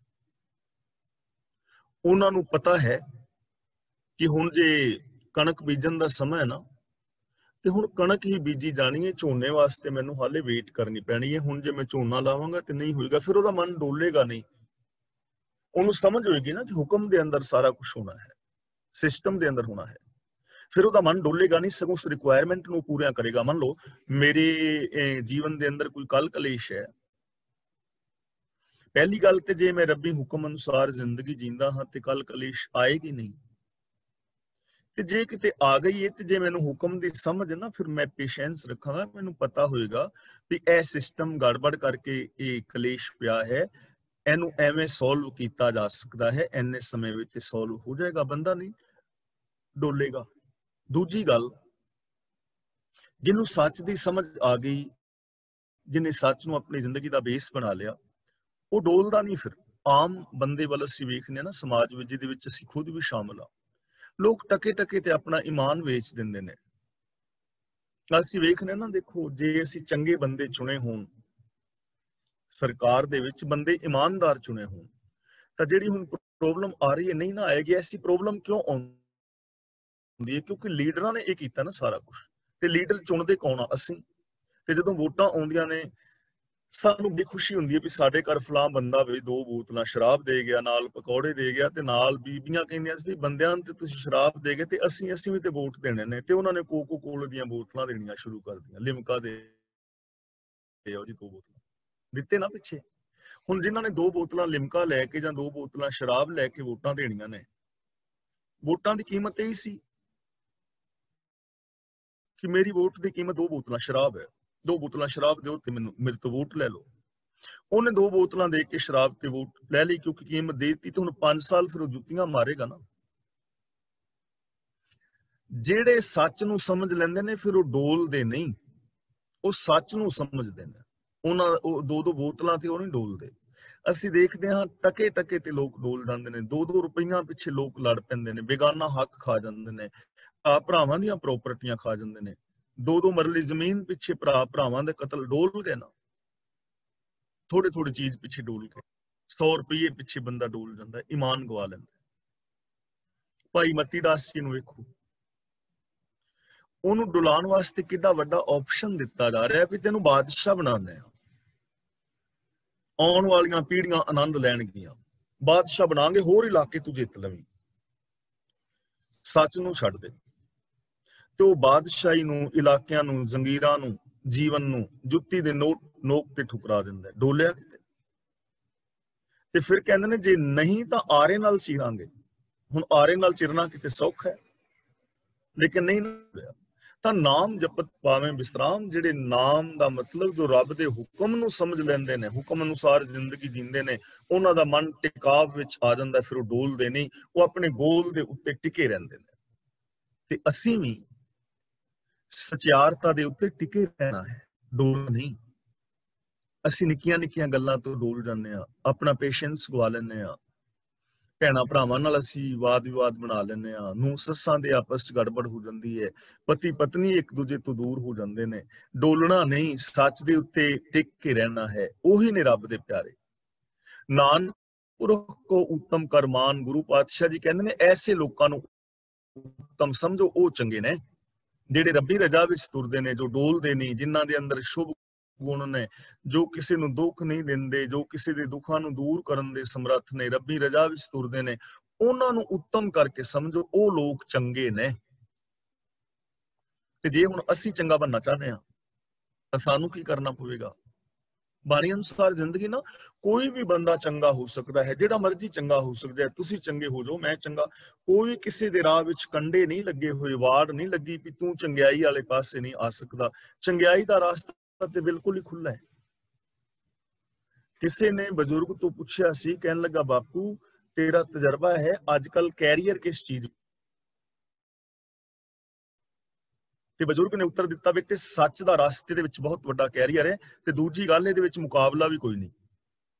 ਇਸ ਪਾਸੇ ਮੁਕਾਬਲਾ ਕਰਨ ਵਾਲਾ ਵੀ, ਕੰਪੀਟੀਸ਼ਨ ਵੀ ਕਰਨ ਵਾਲਾ ਕੋਈ ਨਹੀਂ, ਇਕੱਲਾ ਹੀ ਹੋਏਗਾ ਤੂੰ। ਸਭ ਤੋਂ ਚੰਗਾ ਉੱਚਾ ਕੈਰੀਅਰ ਜੇ ਬਣਾਉਣਾ ਚਾਹੁੰਦਾ, ਸੱਚ ਦੇ ਨਾਲ ਜੋੜ, ਗੁਣਾਂ ਦੇ ਨਾਲ ਜੋੜ। ਜੋ ਕਿਛ ਕਰੈ ਸੋ ਪ੍ਰਭ ਕੇ ਰੰਗ, ਰੰਗ ਦਾ ਮਤਲਬ ਰਜਾ, ਪਿਆਰ। ਜੋ ਰੱਬ ਦਾ ਪਿਆਰਾ ਹੈ, ਪ੍ਰਭੂ ਦਾ ਜੋ ਸੇਵਕ ਹੈ, ਉਹ ਜੋ ਕੁਝ ਵੀ ਕਰਦਾ ਹੈ ਰੱਬੀ ਪ੍ਰੇਮ ਵਿੱਚ ਕਰਦਾ ਹੈ, ਰੱਬ ਦੀ ਰਜਾ ਵਿੱਚ ਕਰਦਾ ਹੈ। ਰਜਾ ਦਾ ਮਤਲਬ ਹੁਕਮ, ਹੁਕਮ ਦਾ ਮਤਲਬ ਸਿਸਟਮ, ਲਾ ਆਫ ਨੇਚਰ, ਰੱਬ ਦੀ ਰਜਾ ਪਾਣਾ, ਇਹਦੇ ਪ੍ਰੇਮ ਦੇ ਨਾਲ ਕਰਦਾ ਜੋ ਵੀ ਕਰਦਾ। ਜੇ ਅਸੀਂ ਸੌਖੇ ਸ਼ਬਦਾਂ ਨਾਲ ਸਮਝਣਾ ਹੋਵੇ ਤਾਂ ਜਿਹੜਾ ਗੁਰੂ ਦਾ ਪਿਆਰਾ ਹੈ, ਉਹ ਜਿਹੜਾ ਵੀ ਜੀਵਨ ਜੀਵੇਗਾ ਗੁਰੂ ਦੀ ਪਾਵਨ ਬਾਣੀ ਮੁਤਾਬਕ ਜੀਵੇਗਾ, ਗੁਰੂ ਦੇ ਗਿਆਨ ਮੁਤਾਬਕ, ਗੁਰਮਤਿ ਆਸ਼ੇ ਅਨੁਸਾਰ ਜ਼ਿੰਦਗੀ ਜੀਵੇਗਾ।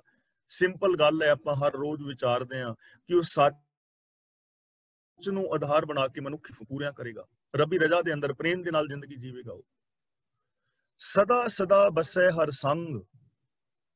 ਤੇ ਜਿਹੜਾ ਰੱਬ ਦਾ ਸੇਵਕ ਹੈ, ਉਹ ਹਮੇਸ਼ਾ ਰੱਬ ਦੇ ਨਾਲ ਵਸਦਾ ਹੈ, ਰੱਬ ਨੂੰ ਅੰਗ ਸੰਗ ਜਾਣਦਾ ਹੈ।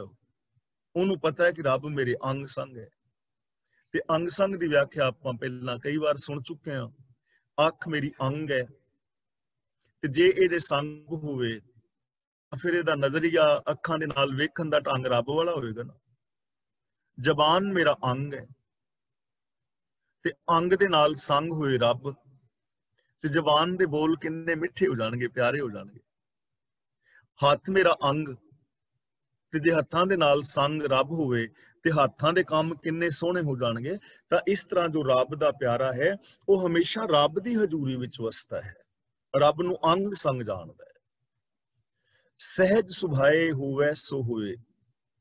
ਸਹਿਜ ਸੁਭਾਏ ਦਾ ਮਤਲਬ ਆਤਮਕ ਅਡੋਲਤਾ ਵਿੱਚ, ਸਹਿਜ ਸੁਭਾਏ ਦਾ ਮਤਲਬ ਸੁਤੇ ਸਿੱਧ, ਸੁਭਾਵਕ, ਸੁਤੇ ਹੀ ਜੋ ਕੁਛ ਹੁੰਦਾ ਹੈ ਉਹਨੂੰ ਪ੍ਰਭੂ ਦਾ ਪਾਣਾ ਜਾਣਦਾ। ਸਹਿਜ ਸੁਭਾਏ ਹੋਵੇ ਸੋ ਹੋਏ, ਯਾਨੀ ਜੋ ਕੁਛ ਵੀ ਉਹਦੇ ਤੋਂ ਸਹਿਜ ਸੁਭਾਵਕ ਹੁੰਦਾ ਹੈ, ਰੱਬ ਦੀ ਰਜਾ ਵਿੱਚ ਹੀ ਹੁੰਦਾ ਹੈ। ਉਹਨੂੰ ਉਚੇਚਾ ਯਤਨ ਨਹੀਂ ਕਰਨਾ ਪੈਂਦਾ, ਉਹਨੂੰ ਤੀਰਥਾਂ ਤੇ ਨਹਾਉਣ ਜਾਣ ਦੀ ਲੋੜ ਨਹੀਂ ਪੈਂਦੀ, ਉਹਨੂੰ ਸਮਾਧੀਆਂ ਲਾਉਣ ਦੀ ਲੋੜ ਨਹੀਂ ਪੈਂਦੀ, ਉਹਨੂੰ ਧੂਣੇ ਤਾਣ ਦੀ ਲੋੜ ਨਹੀਂ ਹੈ, ਧੂਪ ਬੱਤੀਆਂ ਦਿਖਾਉਣ ਦੀ ਉਹਨੂੰ ਜ਼ਰੂਰਤ ਨਹੀਂ ਹੈ, ਯੱਗ ਹਵਨ ਕਰਨ ਦੀ ਜ਼ਰੂਰਤ ਨਹੀਂ ਹੈ, ਜੰਗਲਾਂ ਵਿੱਚ ਵਿਚਰਨ ਦੀ ਲੋੜ ਨਹੀਂ, ਮੜੀਆਂ ਵਿੱਚ ਜਾਣ ਦੀ ਲੋੜ ਨਹੀਂ, ਬਾਬਿਆਂ ਦੇ ਮੱਥਾ ਟੇਕਣ ਦੀ ਲੋੜ ਨਹੀਂ। ਜੋ ਕੁਛ ਉਹ ਕਰਦਾ ਹੈ ਸਹਿਜ ਸੁਭਾਵਕ ਰੱਬ ਦੇ ਹੁਕਮ ਵਿੱਚ ਹੀ ਕਰਦਾ ਹੈ। ਜੇਤਾ ਪੇਖਨ ਤੇਤਾ ਧਿਆਨ। ਰੱਬ ਦਾ ਪਿਆਰਾ ਤੇ ਜਿੰਨਾ ਵੇਖਦਾ ਹੈ ਉਹਦਾ ਧਿਆਨ ਹੀ ਹੈ, ਉਹਨੂੰ ਵੱਖਰਾ ਧਿਆਨ ਲਾਉਣ ਦੀ ਥੋੜਾ ਲੋੜ ਹੈ, ਅੱਖਾਂ ਬੰਦ ਕਰਕੇ ਥੋੜਾ ਬਹਿੰਦਾ ਹੈ। ਰੱਬ ਦੇ ਪਿਆਰੇ ਤੇ ਅੱਖਾਂ ਨੇ ਤੇ ਧਿਆਨ ਵਿੱਚ ਹੀ, ਉਹਦੇ ਧਿਆਨ ਵਿੱਚ ਸੱਚ ਹੈ। ਜੇਤਾ ਬੋਲਣ ਤੇਤਾ ਗਿਆਨ। ਰੱਬ ਦਾ ਪਿਆਰਾ ਜੋ ਵੀ ਬੋਲਦਾ ਗਿਆਨ ਹੀ ਹੈ ਉਹ, ਕਿਉਂਕਿ ਉਹਨੇ ਬੋਲਣਾ ਹੀ ਸੱਚ ਹੈ, ਉਹਨੇ ਰੱਬ ਦੀ ਰਜਾ ਦੀ ਗੱਲ ਕਰਨੀ ਹੈ। ਤਾਂ ਸਹਿਜ ਸੁਭਾਵਕ ਉਹ ਰੱਬ ਦੀ ਰਜਾ ਦੇ ਵਿੱਚ ਵਿਚਰਦਾ ਹੈ। ਕਰਨੇ ਹਾਰ ਪਛਾਣੇ ਸੋਏ।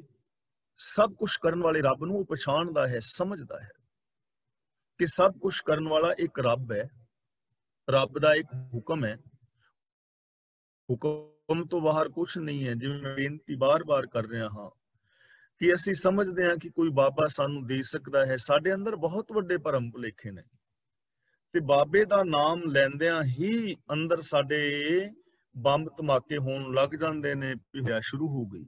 ਇਹ ਨਿੰਦਿਆ ਨਹੀਂ ਹੈ, ਇੱਕ ਸਚਾਈ ਹੈ। ਸਾਨੂੰ ਆਪਣੇ ਅੰਦਰ ਵਿਲ ਪਾਵਰ ਪੈਦਾ ਕਰਨੀ ਪਵੇਗੀ, ਗੁਰੂ ਦਾ ਵਿਸ਼ਵਾਸ ਅੰਦਰ ਜਗਾਉਣਾ ਪਵੇਗਾ ਔਰ ਛਾਤੀ ਤੇ ਹੱਥ ਮਾਰ ਕੇ ਕਹਿਣਾ ਪਵੇਗਾ, ਕੋਈ ਬਾਬਾ ਸਾਡੀ ਕਿਸਮਤ ਨੂੰ ਨਹੀਂ ਬਦਲ ਸਕਦਾ, ਕੋਈ ਬਾਬਾ ਸਿਸਟਮ ਨੂੰ ਨਹੀਂ ਬਦਲ ਸਕਦਾ, ਕੋਈ ਕਰਾਮਾਤ ਸਿਸਟਮ ਨੂੰ ਨਹੀਂ ਬਦਲ ਸਕਦੀ। ਸਿਸਟਮ ਦੇ ਅੰਦਰ ਰਹਿਣਾ ਪਵੇਗਾ। ਸਿਸਟਮ ਤੋਂ ਉਲਟ ਕੁਝ ਨਹੀਂ ਹੋ ਸਕਦਾ। ਸਿਸਟਮ ਦੇ ਅੰਦਰ ਰਹਿ ਕੇ ਕੋਈ ਵੀ ਬੰਦਾ ਜੋ ਵੀ ਪਾਣਾ ਚਾਹੇ ਉਹ ਪਾ ਸਕਦਾ ਹੈ। ਉਹ ਰਿਕੁਆਇਰਮੈਂਟ ਪੂਰੀ ਕਰਨੀ ਪਵੇਗੀ। ਤਾਂ ਜਿਹੜਾ ਰੱਬ ਦਾ ਪਿਆਰਾ ਹੈ ਉਹ ਇਹ ਸਮਝਦਾ ਹੈ ਕਿ ਕਰਨ ਕਰਾਵਨਹਾਰ ਸਿਰਫ ਪ੍ਰਭੂ ਹੈ, ਉਹਦਾ ਹੁਕਮ ਹੈ, ਹੋਰ ਕੋਈ ਨਹੀਂ। ਹੁਕਮ ਦੇ ਵਿੱਚ ਤੁਰਦਾ ਹੈ। ਪ੍ਰਭ ਕਾ ਕੀਆ ਜਨ ਮੀਠ ਲਗਾਨਾ। ਜਨ ਦਾ ਮਤਲਬ ਦਾਸ। ਜਿਹੜਾ ਰੱਬ ਦਾ ਦਾਸ ਹੈ ਉਹਨੂੰ ਰੱਬ ਦਾ ਕੀਤਾ ਹੋਇਆ ਮਿੱਠਾ ਲੱਗਦਾ ਹੈ। ਰੱਬ ਜੋ ਕੁਝ ਕਰ ਰਿਹਾ ਹੈ, ਜੋ ਉਹਨੇ ਕੀਤਾ ਹੈ, ਰਚਨਾ ਰਚੀ ਹੈ, ਜੋ ਕੁਦਰਤ ਦੇ ਨਿਯਮ ਨੇ, ਉਹ ਨਿਯਮ ਉਹਨੂੰ ਮਿੱਠੇ ਲੱਗਦੇ ਨੇ। ਮਿੱਠੇ ਲੱਗਣ ਦਾ ਮਤਲਬ ਪਿਆਰੇ ਲੱਗਦੇ ਨੇ। ਬੜੇ ਪਿਆਰ ਦੇ ਨਾਲ ਉਹਨਾਂ ਨਿਯਮਾਂ ਅਨੁਸਾਰ ਉਹ ਜ਼ਿੰਦਗੀ ਜੀਂਦਾ ਹੈ।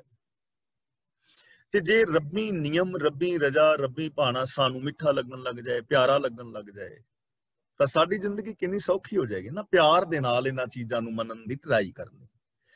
ਜਦੋਂ ਰੱਬ ਦੀ ਰਜਾ ਪਿਆਰੀ ਲੱਗਣ ਲੱਗ ਜਾਏ ਨਾ, ਜੈਸਾ ਸਾ ਤੈਸਾ ਦ੍ਰਿਸ਼ਟਾਨਾ, ਤਾਂ ਪ੍ਰਭੂ ਜਿਹੋ ਜਿਹਾ ਸਰਬ ਵਿਆਪਕ ਹੈ ਫਿਰ ਉਹਨੂੰ ਉਹੋ ਜਿਹਾ ਹੀ ਨਜ਼ਰੀ ਪੈ ਜਾਂਦਾ ਹੈ। ਜੈਸਾ ਸਾ ਕਿ ਜਿਹੋ ਜਿਹਾ ਹੈ, ਤੈਸਾ ਦ੍ਰਿਸ਼ਟਾਨਾ ਉਹੋ ਜਿਹਾ ਹੀ ਉਹਨੂੰ ਦਿਸ ਪੈਂਦਾ ਹੈ।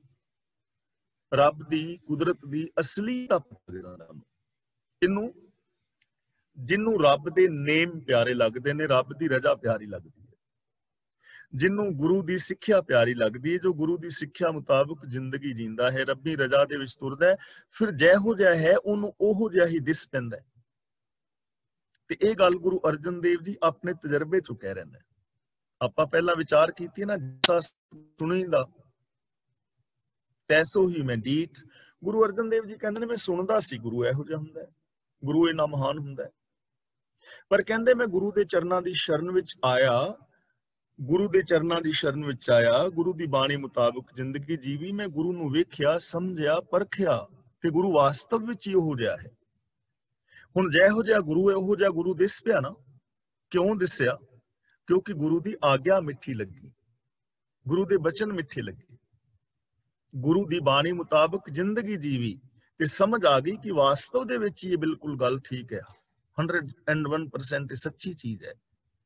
ਤਾਂ ਜਿਹਨੂੰ ਰੱਬ ਦਾ ਹੁਕਮ ਪਿਆਰਾ ਲੱਗਦਾ ਹੈ, ਫਿਰ ਜਿਹੋ ਜਿਹਾ ਰੱਬ ਹੈ ਉਹਨੂੰ ਉਹੋ ਜਿਹਾ ਨਜ਼ਰੀ ਪੈ ਜਾਂਦਾ ਹੈ। ਉਹ ਉਸੇ ਤਰ੍ਹਾਂ ਰੱਬ ਨੂੰ ਫਿਰ ਵੇਖਦਾ ਹੈ ਚਫਿਰੇ। ਦੋਇ ਦੋਇ ਲੋਚਨ ਪੇਖਾਂ ਹੋ ਹਰ ਬਿਨ ਔਰ ਨਾ ਦੇਖਾਂ। ਇਸ ਲਈ ਜ਼ਰੂਰਤ ਰੱਬੀ ਹੁਕਮ ਨੂੰ ਸਮਝਣ ਦੀ ਹੈ।